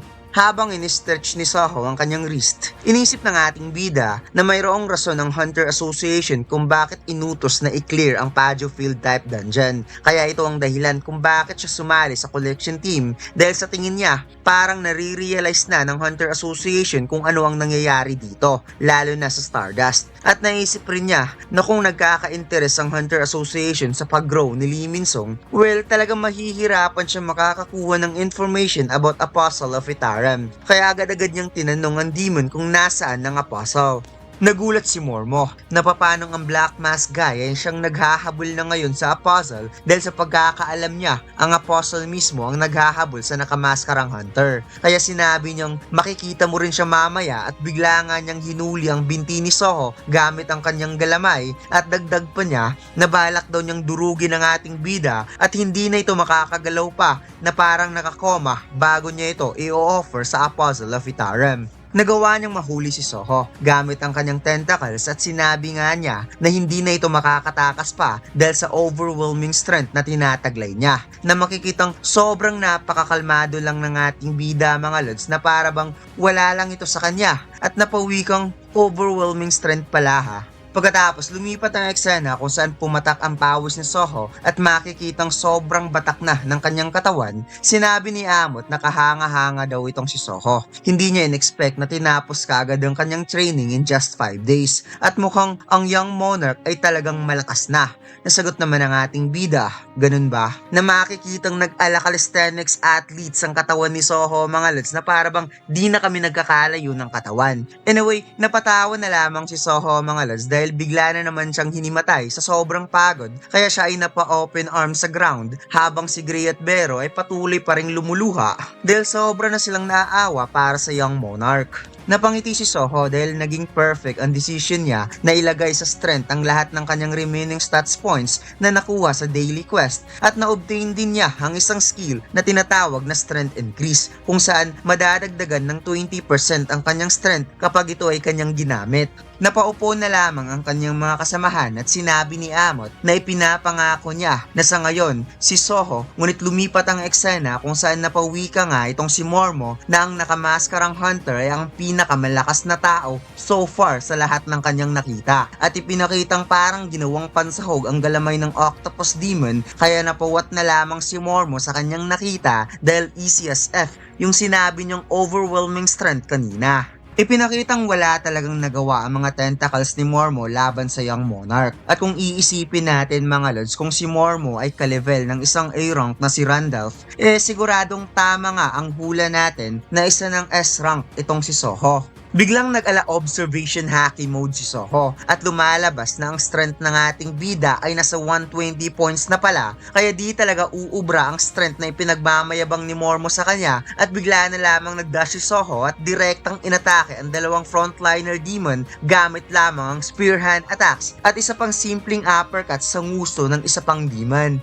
Napunta kaagad si Soho sa harap ni Mormo at habang siya ay kumokuryente sa sobrang bilis, sinabi niya na tatanungin kita ulit, nasaan ang Apostle of Itaram? Ngunit hindi pa rin nagpatinag itong si Mormo at sinubukan pa rin niyang atakihin ang ating bida gamit ang buo niyang lakas at sinabing pupunta tayong dalawa sa impyerno at sasabihin ko sa'yo kung nasaan. Nasagot naman ang ating bida, ganun ba? Biglang hinawakan ni Soho ang ulo ni Mormo na sobrang ikinagulat ng demonyo sa hindi inaasahang pwedeng mangyari sa kanya, subalit huli na ang lahat dahil pasimpleng inalis ng ating bida ang kanyang ulo sa katawan niya at kaagad kinuha ni Soho ang kasaka dagger upang mag-unleash ng napakaraming slashes at mukhang nasa ibang level na talaga itong si Soho mga lods compare sa mga huling chapter. Habang hawak-hawak ni Soho ang ulo ng demon, nakuha pa nitong makapag-isip kung ano ang meron sa taong ito. Bakit mayroon itong unwavering vibe na para bang kahit anong gawin niya, hindi ito natitinag. Sinabi ng ating bida na hahanapin niya ang puzzle kahit anong mangyari at bigla nga niyang inihagis pataas ang ulo ng demon at tinawag si Bero na sagot naman ng insekto, "Yes my lord." Habang nasa ere ang Olo, inisip ng demon na nakakatawa. Hindi kasi niya naiintindihan kung bakit hinahanap ng nakamaskarang hunter ang Apostle. Subalit salamat na lang rin daw sa tulong ng Apostle dahil nagawa nilang mawasak ang Radero household of Demon Castle, ang pinakasuklam-suklam na traidor sa lahi ng mga demonyo. Kaya satisfied siya kung ano ang nagawa niya. Ngunit hanggang doon lang dahil nilamon kaagad siya ng maliit na Ant King na si Bero.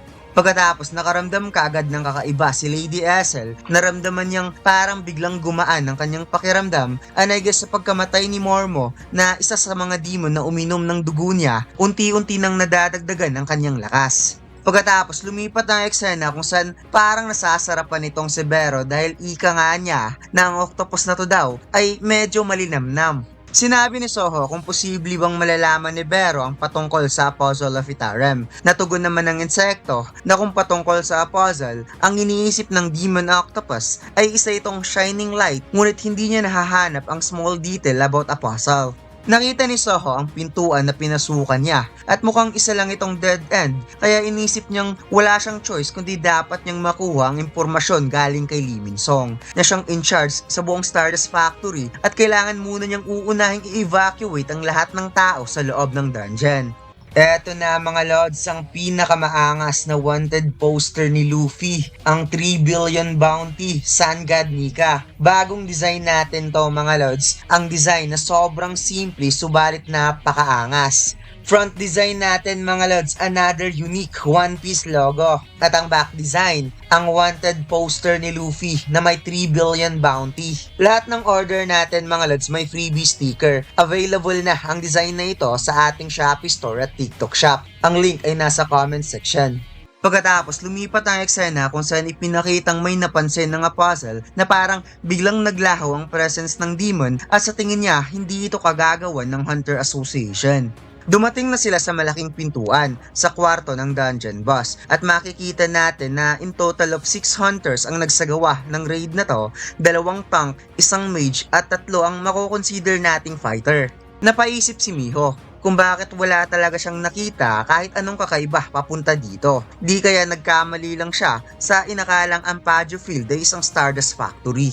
Habang si Lee Min-song ay napangiti dahil nakita niyang si Miho na parang nagtataka kung bakit wala itong nakikita kahit bakas man lang.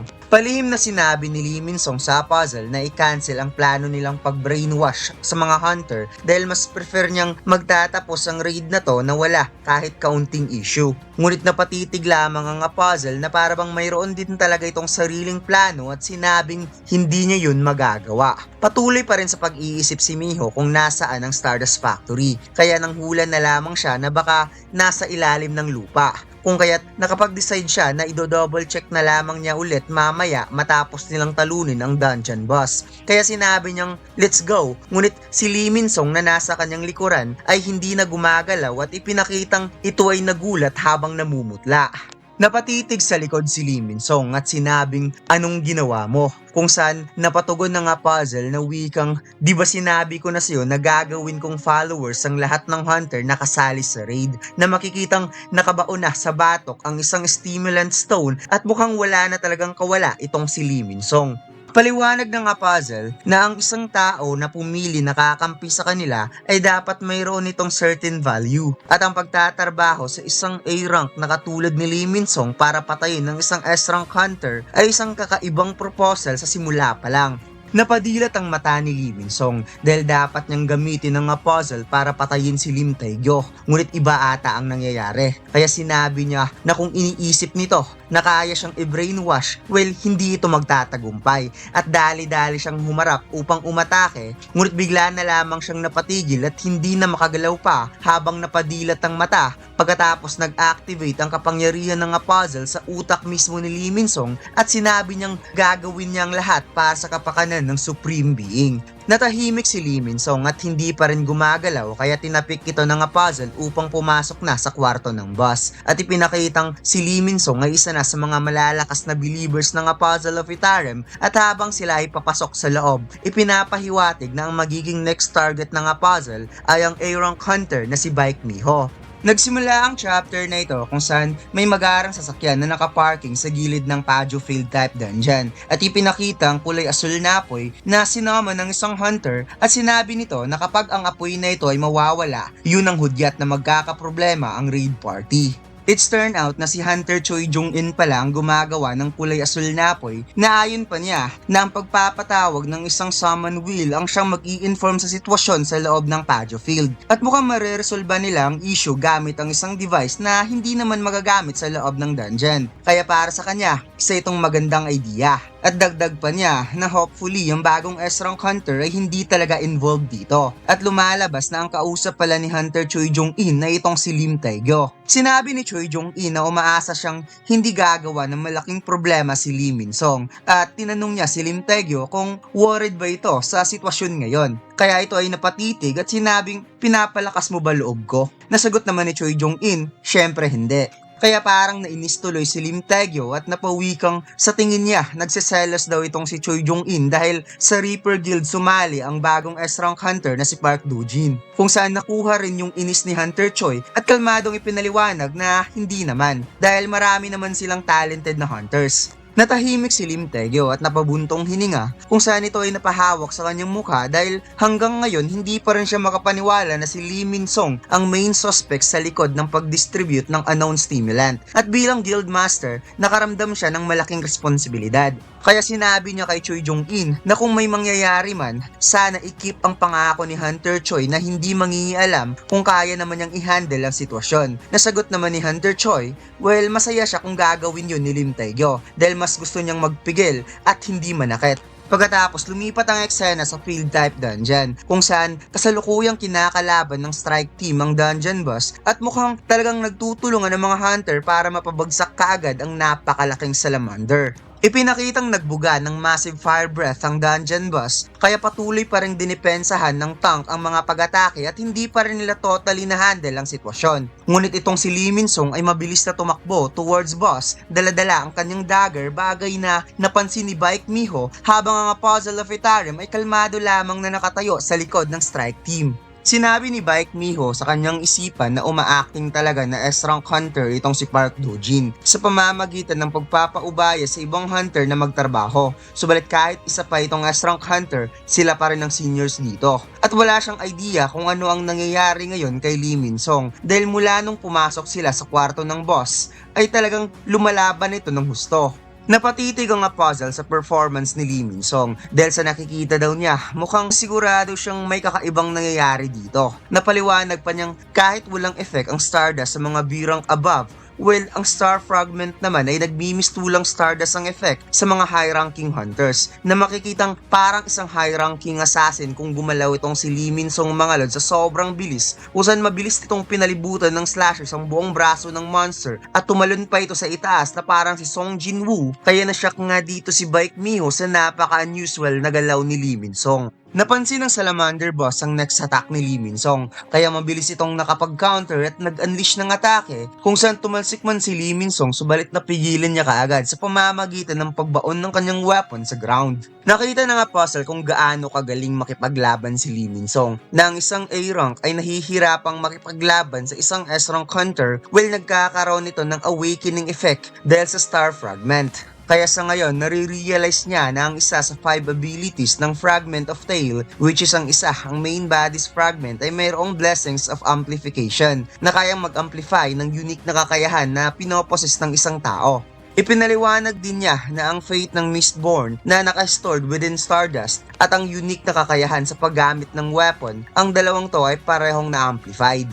Ang unique na katangian na meron si Lee Min-song na na-amplified ay ang magic power. At ang unique na katangian sa paggamit ni Lee Min-song ng weapon, which is ang slash power, na pinoposes nito ay na-amplify din. Kung kaya't parang na-excite ang puzzle dahil matapos matanggap ni Lee Min-song ang blessings, ipinakitang parang naabot na nito ang inaasam-asam na level, ang rank ng isang S-rank hunter na desperado nitong makuha. Nagsagawa ng pagsalakay ang dungeon boss towards Lee Min-song. Ngunit ang ataking ito ay parang dito na ata magtatapos dahil nag-charge up nga itong si Lee Min-song at nagpalabas ng matinding mana na parang ipinapakita na talagang nag-amplify ang kanyang magical power dahil sa star fragment na mas lalong pinasigla ang kanyang lakas. Kaya nang pinakawalan niya ang napakatinding atake talagang tumagos sa katawan ng monster ang kanyang kapangyarihan to the point na nagkaroon talaga ng malaking butas sa kwarto ng dungeon boss. Na kahit ang dalawang S-rank hunter na nasa labas ng field dungeon ay nasaksihan ang napakalakas na explosion na nanggagaling sa loob ng field. Napawat dahil si Baek Miho sa kanyang nasaksihan at ipinakita kung gaano kalaki ang butas na ginawa ni Lee Min-song at hanggang ngayon napansin niya na medyo kakaiba pa rin ang galaw nito. Na-realize na nga puzzle na nagkaroon ng tremendous fatigue si Lee Min-song dahil isa lang itong A-rank at nakaabot man ito sa level ng isang S-rank ngunit sa napakaikling oras dahil naramdaman niyang halos lahat ng amplification ay biglang naglaho. Dagdag pa na nga puzzle na nakakatawa daw itong si Lee Min-song dahil magiging malakas na sana ito ngunit mukhang hindi pwede ang katawan nito upang maging vessel ng kapangyarihan ng isang S-rank. Subalit bigla ngang nakaramdam ng kakaiba itong si Lee Min-song. Habang si Baek Miho at ibang hunter ay nagulat pa rin sa malaking butas dahil hindi daw yun atake ng isang A-rank hunter. Kaya napaisip si Miho kung hindi nga ba talaga nagkakaroon ng effect ang Stardust sa mga high-ranking levels. O baka mayroon pang stimulant na hindi nila alam besides Stardust. Subalit nagulat na lamang siya nang nakita niyang bumaon ang espada ni Lee Min-song sa katawan ni Park Do-jin kung saan napangisngis sa sobrang sakit ang puzzle at napawika nga itong si Lee Min-song na di ba sinabi niya na never siyang magpapa-brainwash at dagdag pa niyang nilagyan niya ng curse ang kapangyarihan na ibinigay sa kanya.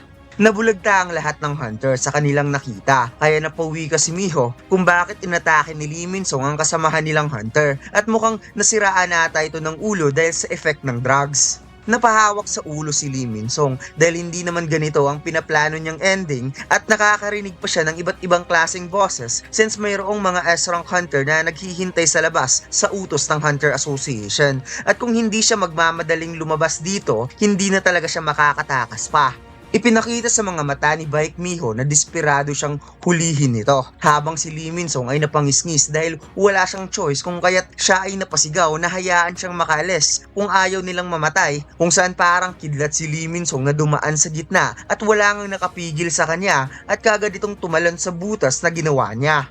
Napamura na lamang si Miho at inutusan niya ang isang hunter na mag-send ng signal sa mga S-rank hunter na kaagad naman itong sinangayunan. Ngunit nagulat nga si Baek Miho dahil bigla na lamang tumayo ang bagong S-rank hunter at ipinakitang ito ay nakangiti kahit naduguan dahil na-realize niya na as long as ang isang hunter ay may malakas na pag-iisip, mapipigilan nito ang divinity of fate ng Mistborn regardless na lang kung gaano kalakas ang kapangyarihan nito. At mukhang mayroon na naman siyang bagong data na nakuha.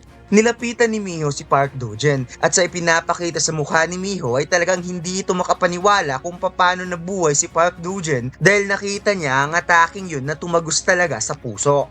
Subalit nag-alagojo Satoru moment nga Puzzle of Itare mga lods showing with his unique eyes na para bang kakaawik lang ng kanyang reverse curse technique at hindi ito nagkaroon ng matinding sugat.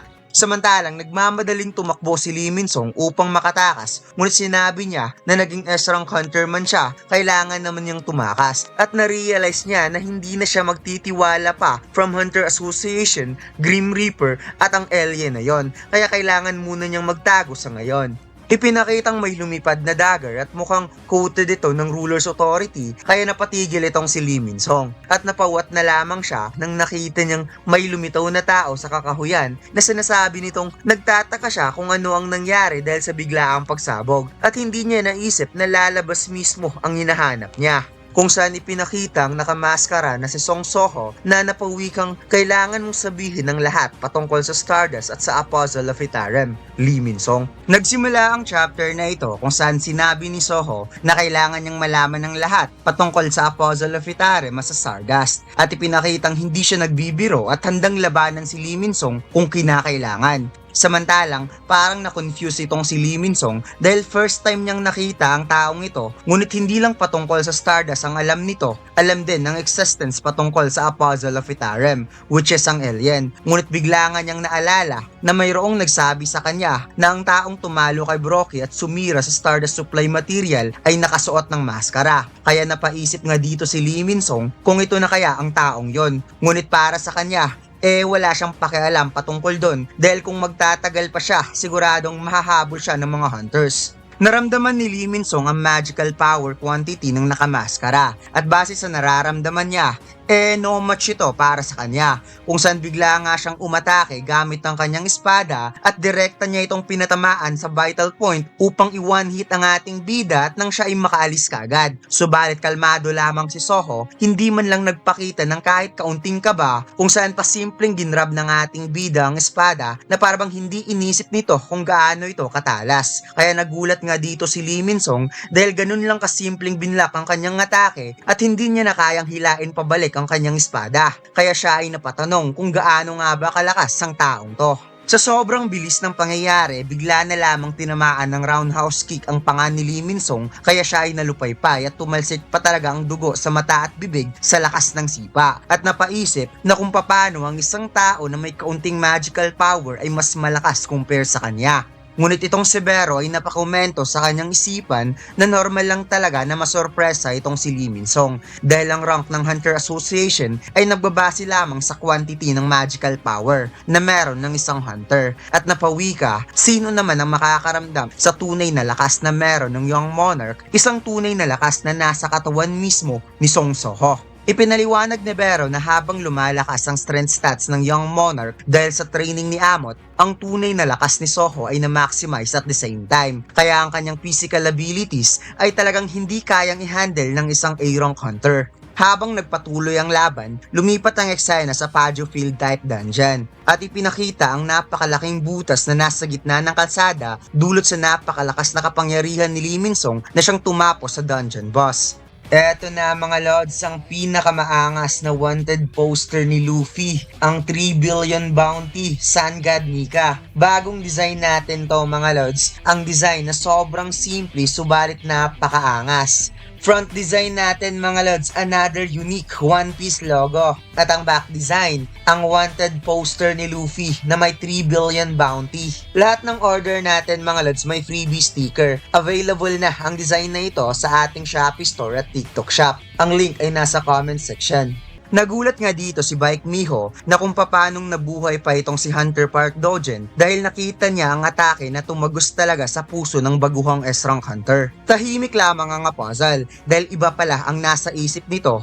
Plano niyang i-infuse kay Baek Miho ang Star Fragment upang gawing isa sa mga believers. Kaya nagulat na lamang si Miho dahil may naramdaman siyang kakaibang presence at may biglang nagtanong kay Miho kung ano ang nangyari dito. Napalingon si Miho sa itaas at ang puzzle ay bigla na lamang nagulat dahil ang dalawang S-rank hunter na sina Lim Taegyo at Choi Jong-in ay bigla na lamang dumating at dumungo sa itaas ng butas na ginawa ni Lee Min-sung. Kaya napangiti si Miho nang nalamang dumating kaagad ang dalawang S-rank hunter at ang puzzle naman ay biglang naging kalmado dahil hindi na ituloy ang kanyang pinaplano. Bumaba si Choi Jong-in at ipinaliwanag na nagmamadalis lang pumunta dito matapos narinig ang napakalakas na explosion. Kaya tinatanong niya kung ano ang nangyari dito. Nasagot naman ni Miho na ang lahat ng ito ay kagagawa ni Lee Min-sung. Kaya parang na-confuse si Choi Jong-in dahil hindi siya makapaniwala na ang isang A-rank hunter na si Lee Min-sung ay lumikha ng napakalaking butas sa Paju Field type dungeon. Ipinaliwanag ni Miho na nagpalabas ng napakalakas na mana si Lee Min-sung at mukhang sa tingin niya nakapag-consume ito ng stimulant o baka dahil sa effect ng drugs. Ngunit ang ikinagulat niya ay bigla nitong inatake si Hunter Park Dogen kaya nagulat din itong si Choi Jong-in dahil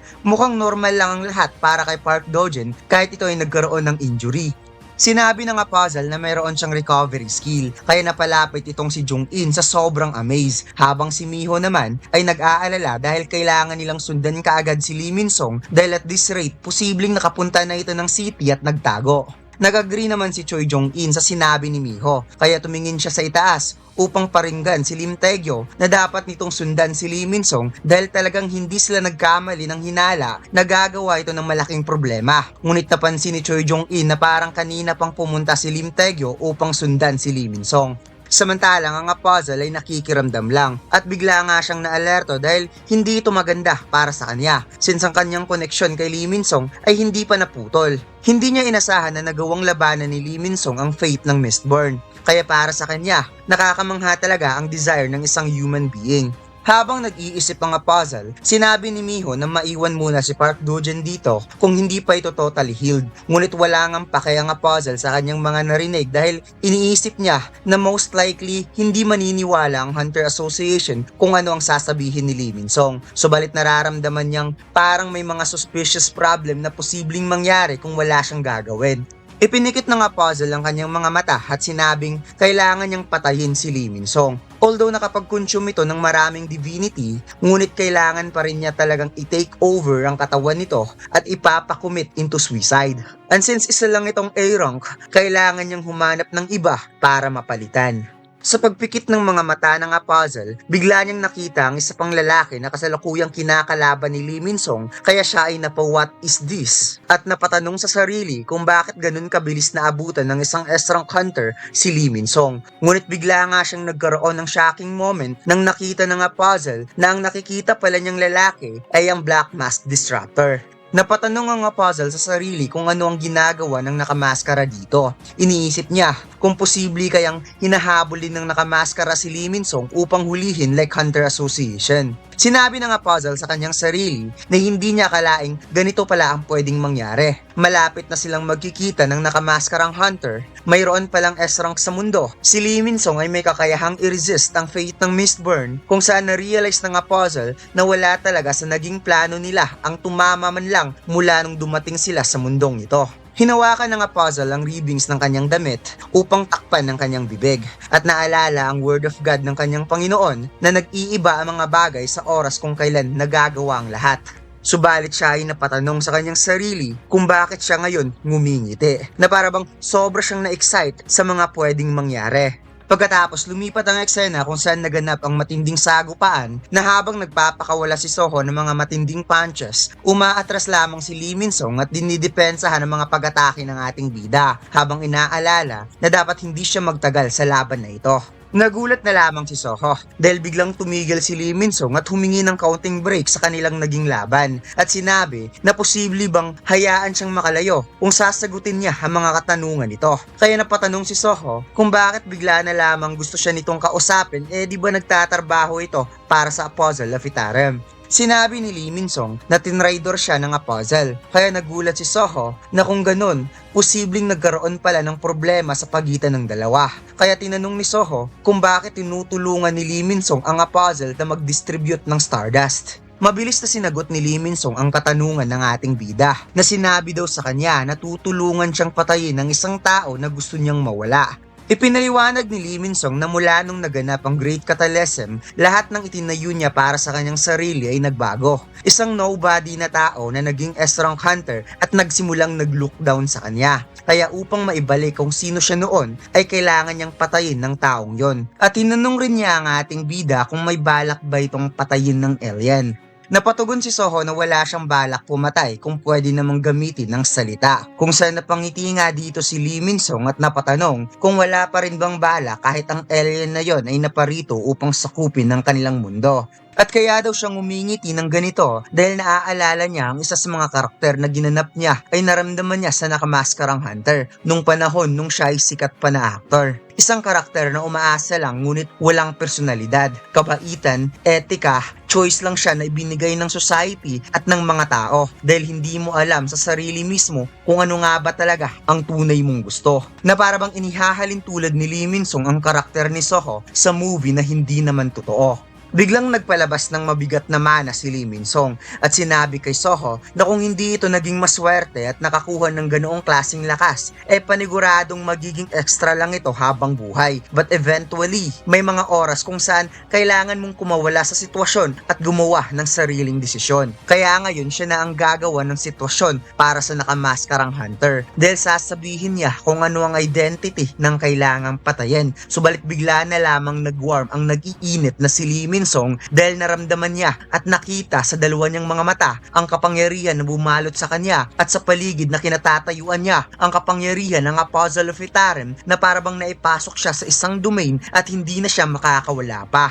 Sinabi ng Apostle na hanggang dito ka na lang, Lee Min-song, at hindi niya ito hahayaang makapagsalita pa. Nagpapasalamat siya ng sobra dahil marami siyang na-obtain galing kay Lee Min-song at babawiin niya ang kanyang mga sinabi na isa itong incompetent dahil muli niyang gagamitin ang katawan nito sa huling pagkakataon. Napadilat ang mga mata ni Lee Min-song at ang tanging nasabi lang niya ay ang salitang what dahil isinara ng Apostle ang kanyang kapangyarihan na parabang ikinandado niya ang katawan ni Lee Min-song upang tuluyan niyang magamit at bigla itong nag-charge up ng napakalakas na enerhiya sa harap mismo ni Soho na parabang sumabog ang katawan nito sa lakas ng magical power. Napatanong ang ating bida kung ano ang nangyari kaya napatugon si Bero na ang enerhiya ng Itarim ay mas lalo pang lumakas habang ang katawan ni Lee Min-song ay parang nagka-crack dahil sa lakas ng magical energy na sumanib sa kanya at unti-unting nag-transform ang katawan nito at ang weapon ay nag-amplify at nag-change form at hindi lang yan, nagkaroon pa siya ng pakpak na parabang isang fragment soldier o isa sa mga army of God.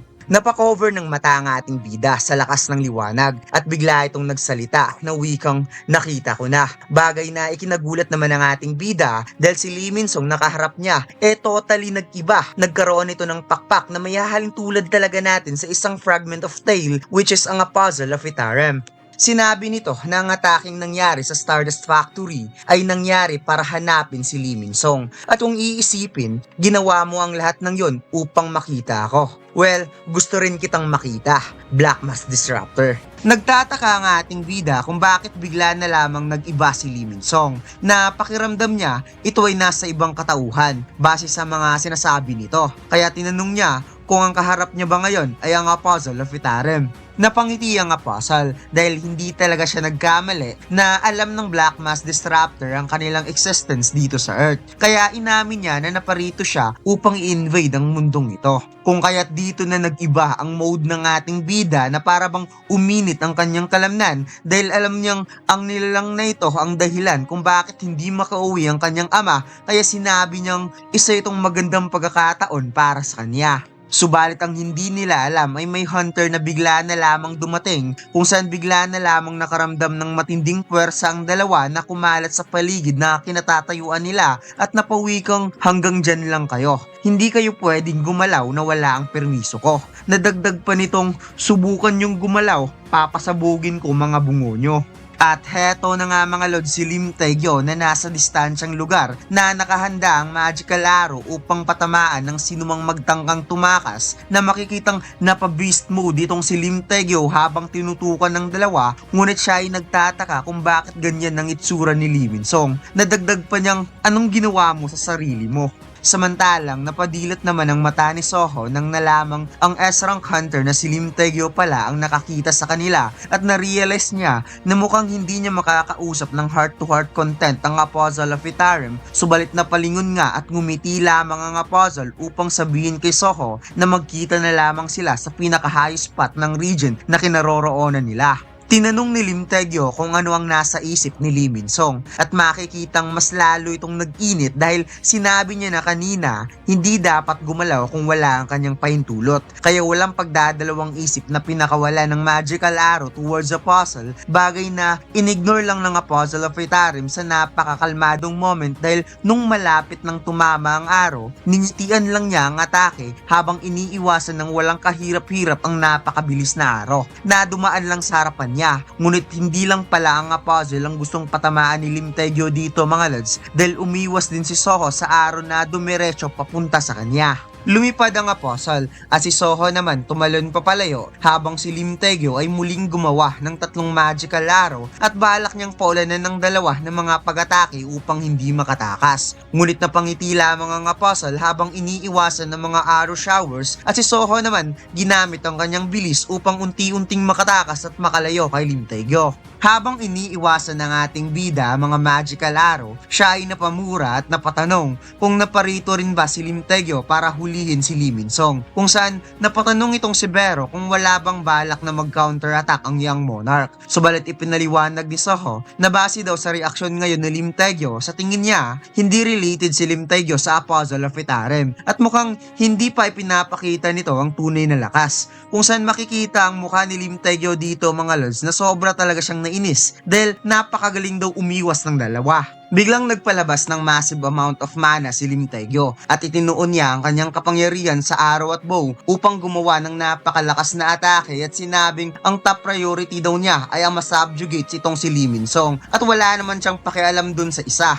Samantalang ang apostol ay naparealize na naging greedy siya para isiping kaya niyang ibalik sa safety si Lee Min-song. Subalit bigla siyang nakaramdam ng napakamapanganib na kapangyarihan na parabang nakaramdam siya ng napaka-familiar na magical powers. Habang si Lim Taegyo ay nagulat rin sa unusual powers na naramdaman niya kaya mas lalo siyang naging desperado na pakawalan ng napakalakas na araw ngunit nasurpresa na lamang siya nang nakita ang isang goblin na bigla na lamang sumulpot out of nowhere at ang goblin rin ay nagtataka kung bakit siya napunta sa lugar na ito. Napawat na lamang si Lim Taegyo dahil bakit may goblin na bigla na lamang sumulpot sa harapan niya ngunit na-realize niya na huli na ang lahat dahil nakatakas na ang dalawa. And I guess ginamit ni Soho ang Shadow Exchange upang makatakas at upang gumawa rin ng diversion upang madistract si Lim Taegyo. Hindi na ituloy ni Lim Taegyo ang kanyang atake at ipinakita ang napakalaking damage na nagawa niya dulot sa ataking ginawa niya kanina ngunit wala siyang magagawa kundi mapamura na lamang dahil hanggang ngayon hindi pa rin niya alam kung bakit gumawa si Lee Min-song ng paglabag sa batas. Eto na mga lods, ang pinakamaangas na wanted poster ni Luffy, ang 3 billion bounty, Sun God Nika. Bagong design natin to mga lods, ang design na sobrang simple subalit napakaangas. Front design natin mga lods, another unique One Piece logo. At ang back design, ang wanted poster ni Luffy na may 3 billion bounty. Lahat ng order natin mga lods may freebie sticker. Available na ang design na ito sa ating Shopee store at TikTok shop. Ang link ay nasa comment section. Ipinakitang nag-ring ang cellphone dahil mayroong tumawag kaya kaagad itong sinagot ng chairman at nalaman niya na confirm si Lee Min-song ang may salarin ng lahat at kasalukuyan nitong nakatakas. Humingi ng paumanhin si Lim Taegyo kay Chairman Wu at inamin niya na kasalanan niya kung bakit nakatakas si Lee Min-song at dahil na rin sa abnormal na hitsura nito na posibleng side effect ng drugs at sinabi rin niya sa chairman na mayroon pang isang hunter. May hunter na nakasuot ng black mask, bagay na ikinagulat naman ni Choi Jong-in dahil parang naalala niya ang hunter na yon. Kaya dali-dali niyang tinanong si Lim Taegyo kung ang naka-black mask ay nakipaglaban ba ng close quarter combat. Kung saan nagulat na lamang itong si Lim Taegyo at sinabing paano mo nalaman yon. Ipinaliwanag ni Hunter Choi Jong-in na ang hunter na nakita niya sa airport dungeon break ay nakasuot din ng maskarang itim at pinigilan nito mag-isa ang mga magic beast na kumalat sa buong terminal ng airport. Kaya nagkaroon ng hinala si Woo Jin-chul na baka si Jinwoo ang nakamaskarang hunter at napaisip kung nagbalik na nga ba kaya ang Shadow Monarch sa napakahabang panahong nawala ito sa Earth. Ngunit naparealize siya na kung nandito nga talaga si Jinwoo matagal nang naresolba ang problemang ito. Kaya sa kasong ito parang may duda siya kung sino ang nasa likod ng nakamaskarang hunter. Pagkatapos lumipat ang eksena sa napakalaking bato at mukhang ito ang tinutukoy ng apostle na highest in this region at makikitang kalmadong naglalakad ang ating bida habang ang apostle ay nakangiti at mukhang wala na talagang makakapigil sa dalawa para matuloy ang kanilang laban at ang heart-to-heart content na usapan. Napangiti ang apostle dahil hindi daw niya in-expect na tinulungan siyang makatakas. Kaya napatugon ng ating bida na alam niyang aabundunahin daw nito ang katawan ni Lee Min-song kung ito ay nasa panganib na sitwasyon kaya niya ito tinulungan. Sinabi ng puzzle na narinig niya sa mga demons ang patungkol sa nakamaskarang hunter at tinawag nila itong The Shadow Monarch from Darkness. Kaya tinanong niya ang ating bida kung ano ang kaugnayan nito sa Shadow Monarch. Kaya napatugon ng ating bida na mukhang marami atang katanungan ng puzzle na kailangan niyang sagutin. Dahil ang plano lang naman niya ay ang durugin ng puzzle pagkatapos i-extract ang information na nanggagaling sa katawan nito. Ngunit pinaalahanan ni Vero si Soho na dapat mag-ingat dahil matapos niyang makitang kinuha ng puzzle ang katawan ni Lee Min-sung, hindi niya ma-estimate kung gaano nakalakas ngayon ang puzzle of Itaram. Kung saan napatugon ng ating bida, don't worry Vero, dahil matagal niya nang pinaghandaan ng moment na to. Pagkatapos, binigkas ang salitang Arise, kung saan nag-alasong Jinwoo moment nga itong si Soho mga lods, bagay na nagpangiti sa puzzle of Itaram dahil sigurado na siya sa kapangyarihan na ipinapakita ng Black Mask Disruptor ay the same sa Authority of Darkness na nakita niya noon sa battlefield.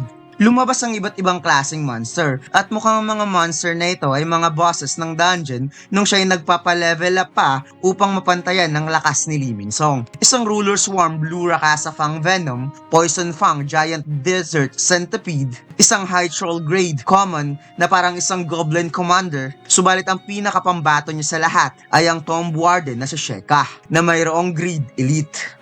Sinabi ng ating bida na ito ang mga corpses na matagal niya nang pinag-ipunan para sa araw na to. Kaya ito na ang oras para lumaban ng buong lakas. At pagkatapos makikitang lumabas na ang dalawang Monarch Descendant, si Lady Essel at si Grey, na kaagad ginamit ang merge skill upang mag-transform into hybrid beast form ang ating bida. Habang ang puzzle of Itaram ay napangiti sa tuwa nang makita kung gaano kalakas ang Black Mask Disruptor. Biglang nagkaroon ng urgent quest ang ating bida na kailangan niyang talunin si Lee Min-sung na kasalukuyang pinoposes ng Itaram sa puzzle upang makuha ang memories ni Lee Min-sung. Kaya napaisip ang ating bida sa kanyang naging quest na kailangan niyang talunin si Lee Min-sung, ngunit at the same time ay mukhang mayroon na naman siyang another person na papatayin since kasali sa quest ang pag-obtain ng memories. Since kakainin ni Vero ang katawan nito bago makuha ang memory ng isang tao. Habang kinukontrol ng puzzle ang katawan ni Lee Min-sung, inisip niya na matapos daw niyang unawain kung ano ang isang emosyon, nararamdaman niya kung ano ang nangyayaring kakaiba na meron siya. Ipinaliwanag ng puzzle na nung nakaharap niya ang Shadow Monarch, nananatili pa rin ang nararamdaman niyang takot na nakatatak sa memories sa tunay na katawan ng main fragment. Memories na mayroong curiosity towards someone na napakalakas. Isang napakalakas na nilalang na nanggagaling sa ibang dimensyon na pinigilan ng buong kasundaluhan ng ibang dimensyon na mag-isa lamang. Kaya sobra siyang na-curious about Shadow Monarch dahil mukhang ito ay napakalungkot habang nakatayo sa gitna ng kanyang mga Shadow Soldier. Kaya napaisip siya kung makakakuha kaya siya ng kasagutan sa nakamaskarang hunter since mayroon itong Authority of Darkness na kapangyarihan. Kaagad umatake ang kasaka Venom Fang towards a puzzle. Ngunit kalmado lamang ang puzzle, hindi man lang nagkaroon ng kaunting pagkatinag na pasimpleng hinati ang Shadow Soldier na walang kahirap-hirap. Napansin ng puzzle ang pag-cover ng shadow sa vision niya, kaya ginamit niya ang kanyang pakpak at hindi talaga siya nagkamali dahil nakita niya ang mga mata ni Soho na sabik siyang tapusin kung saan parang kidlat ang ating bida na umatake gamit ang kanyang pamatay na suntok, ngunit kaagad itong nadepensahan ng puzzle gamit ang espada. Habang dinidepensahan ng puzzle ang mga suntok ni Soho, nagtataka siya sa estilo ng pakikipaglaban ng Black Mask Disruptor dahil ginamit nito ang Shadow Soldier para pang-distract at personal itong nakipaglaban sa kanya, kaya napaisip siya kung gaano ito ka-confident in terms of close quarter combat. Nag-unleash ng napakalakas na slashing attack ang puzzle na kaagad namang naiwasan ng ating bida, ngunit ang atake na yun ay tumama sa dalawang giant desert centipede na nasa likod ni Soho. Subalit gumawa ng sneaky attack itong si Lady Essel gamit ang kanyang spear na kaagad namang naiwasan ng puzzle at nahawakan ang weapon nito, ngunit na-realize ng puzzle na ang babaeng ito ay hindi isang Shadow Soldier at si Lady Essel naman ay napaluwa sa sobrang takot. Kaagad rumisponde ang ating bida at nagawa niyang matamaan ang mukha ng puzzle sa pamamagitan ng pagsipa, kaya nakaligtas si Lady Essel sa moment na yon. Parang hindi man lang nasaktan ng puzzle sa atake ng ating bida at kaagad itong napalingon na may halong pagtataka at napatanong kung bakit hindi nito ginamit ang Shadow Soldier as a main fighting style. Nasagot naman ng ating bida, Shadow baka mo. Kung gusto mo talagang masaktan, ipapakita ko sa'yo. Kaya nagulat na lamang ang Apostle nang napansing bigla siyang hinawakan at binalutan ng kanyang buong katawan ng mga buhangin, kaya hindi na talaga siya nakagalaw pa hanggang sa mata na lamang ng Apostle lang nakikita. Hinanda ni Soho ang isa sa mga techniques na magpapalakas ng kanyang suntok, ang pag-coat ng kanyang kamao gamit ang Ruler's Authority. Kaya nang papakawalan na ng ating bida ang isa sa pinakamalakas niyang atake, napansin niyang parang may something sa Apostle at bigla na lamang itong nagpalabas ng napakalakas na mana, kaya wasak ang buhangin pati ang Shadow Soldier na si Sheka wasak rin. Napakover up si Soho sa lakas ng puwersa na inilabas ng Apostle of Vitarem at hindi siya makapaniwala na nagawa nitong mapa-explode ang sand magic na totally bumalot sa katawan nito. Habang natatabunan sa fog ng buhangin, sinabi ng Apostle na mukhang hindi niya na nararamdaman ang sense of exhilaration na nararamdaman niya noon. Sabay unleash ng napakaraming slashes towards sa grupo ni Soho na kaagad namang nadepensahan ng ating bida, ngunit ang ataking ito ay napakalakas pala dahil pasimpleng binura ang Common Elite Commander Shadow Soldier at nagpatamo ng severe injury kay Lady Essel sa balikat, habang si Soho ay hindi makapaniwala dahil konti na lang mawawasak na ang kanyang Vulcan Horn Gunlet.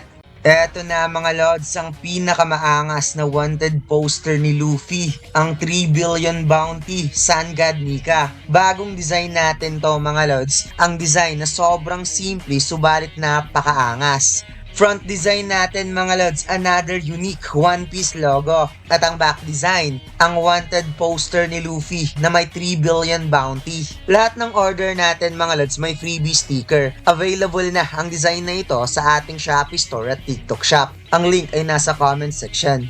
Sinabi ng Apostle na sobra siyang na-disappoint dahil ang Shadow Soldier ng Darkness, ang lahat puro mga veteran sa pakikipaglaban na nagpo-possess ng sariling kagustuhang lumaban na parang nagkaroon nito ng napakahirap na training. Nadagdag pa niyang pareho lang daw ang dalawa na nagpo-possess ng same na kapangyarihan, subalit in terms of ability, he's completely different at hindi siya makapaniwala doon. Sinabi ng Apostle na kahit mayroon itong same authority as Darkness, hindi pa rin ito mananalo laban sa kanya, na napawikang isa kang mahina.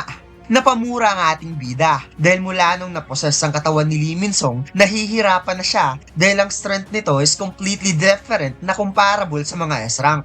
Nagsagawa ng pagsalakay ang Apostle of Vitarem at sinabi niya ang rason kung bakit napakalungkot ng Darkness. Ito ay dahil walang sinuman nang nag-exist sa mundo na makakapantay sa kapangyarihan ng Shadow Monarch. Kaya after all, walang ibang makakaintindi sa nilalang na may ganoong kalakas na kapangyarihan. Kaya habang dinedepensahan ng ating bida ang mga slashes ng Apostle, napa-question si Soho sa kanyang isipan kung bakit nagmukhang malungkot ang kanyang ama, subalit napansin niyang umabot na sa limitasyon ang Vulcan Horn Gunlet, bagay na sobrang nagpagulat kay Soho nang makitang nag-turn into small pieces ang gunlet na isa sa pinakamalakas niyang weapon, at sinabi rin ng system na ang item na Vulcan Horn has been destroyed. Subalit, bigla na lamang napasukan ng dugo si Soho dahil hindi niya napansin na bumaon na pala ang weapon ng Apostle sa katawan niya at sinabing mukhang wala ka yatang alam patungkol sa kapangyarihan mo, habang si Lady Essel ay napasigaw sa pangalan na Young Monarch sa sobrang pag-aalala.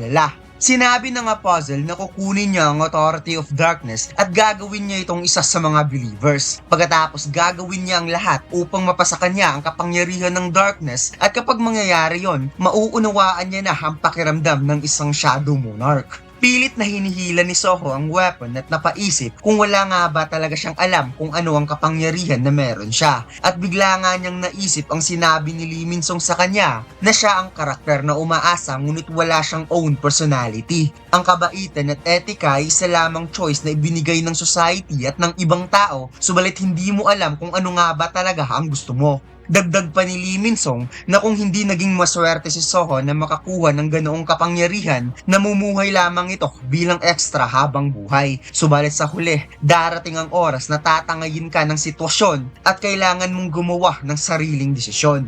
Napaisip si Soho sa stats na meron siya, kung ano pa ang kailangan besides stats upang siya ay maging malakas. At bigla na lamang niya naalala si Vero na kumakain ng popcorn habang nanunood na naman ng TV. Napatanong nga dito si Vero kung bakit hindi ginagamit ni Soho ang Shadow Transform weapon. Nasagot naman ng ating bida na parang nagtataka na dahil daw mas malakas ang Vulcan Horn in terms of attack power. Napahawak sa baba si Soho at inisip ng maigi na mahihirapan kasi siya ng konti kapag gagamitin niya ng sabay both band skill and ruler's authority habang kinocommand ang mga Shadow Soldier simultaneously. Kaya hindi siya confident na kaya niyang gamitin ang Shadow Transform as well. Subalit sinabi ni Bero na alam niyang isang genius si Soho na napawikang siya si Bero. Ginagarantiyan niya na kayang gawin yon ng Young Monarch. Kaya napa-agree na lamang ang ating bida at sinabi niya kay Bero, "Di ba sinabi mo na ang ama ko ay hindi kayang gumamit ng Shadow Transform sa laban?" Nadagdag pa ni Soho, dapat may dahilan kung bakit hindi niya ito ginamit. Sinabi ni Soho na nagdududa kasi siya na kapag gagamitin niya ang mga ito, magkakaroon ng pagkakaiba since hindi ito ginagamit ng kanyang ama. Kaya sinabi na lamang ni Bero na kung yan ang iniisip mo, well, hindi yan makakatulong. Napatanong ang ating bida kung kailan siya nagsimula.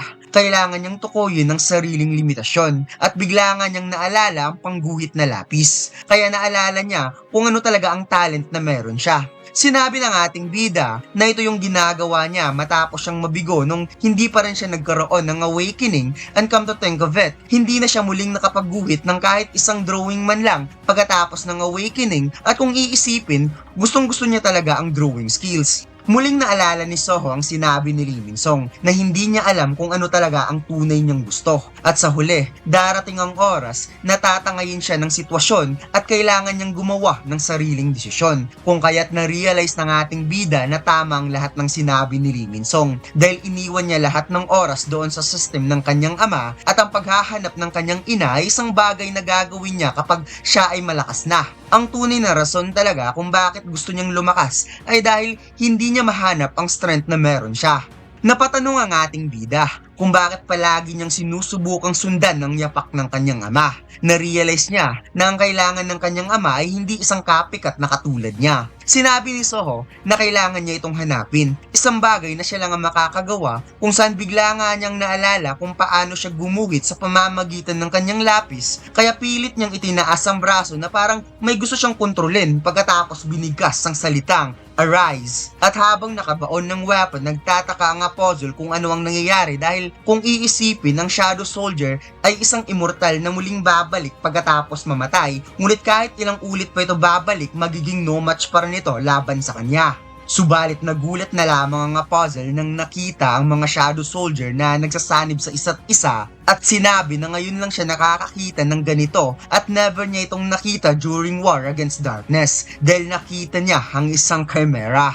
Lumabas si Grace sa katawan ni Soho habang ang ating bida ay pinakitang sumanib na rin sa kanyang katawan ng mga shadows at unti-unting nagbago ang form ni Soho, and I guess dito natin makikita ang tunay na kapangyarihan ni Song Soho na hindi siya katulad ni Jinwoo na mayroon siyang sariling ability bilang monarch, since ipinakita sa mga huling chapter na hindi talaga isang copycat si Soho. Sa style pa lang ng pakikipaglaban ay sobrang layo na makikita naman nating isang brawler type itong si Soho at si Jinwoo naman ay isang assassin type, pati na rin sa decision making. At mukhang alam ko na kung ano ang magiging form ni Soho sa next chapter. Hula ko lang to mga lods ha. Wala kasi siyang ibang palaging ginuguhit. Well, palagi niyang ginuguhit ang mga main Shadow Soldier, but mostly, ang palagi niyang ginuguhit ay ang kanyang mentor. And I guess, yun ang transformation na susundin niya. Kaya sobrang lakas ni Soho kung siya ay magiging Ant King. At dito lang nagtatapos ang ating kwento mga lods. Huwag mo sanang kalimutan mag-like, comment at mag-subscribe sa ating YouTube channel at mag-follow sa ating Facebook page. Salamat!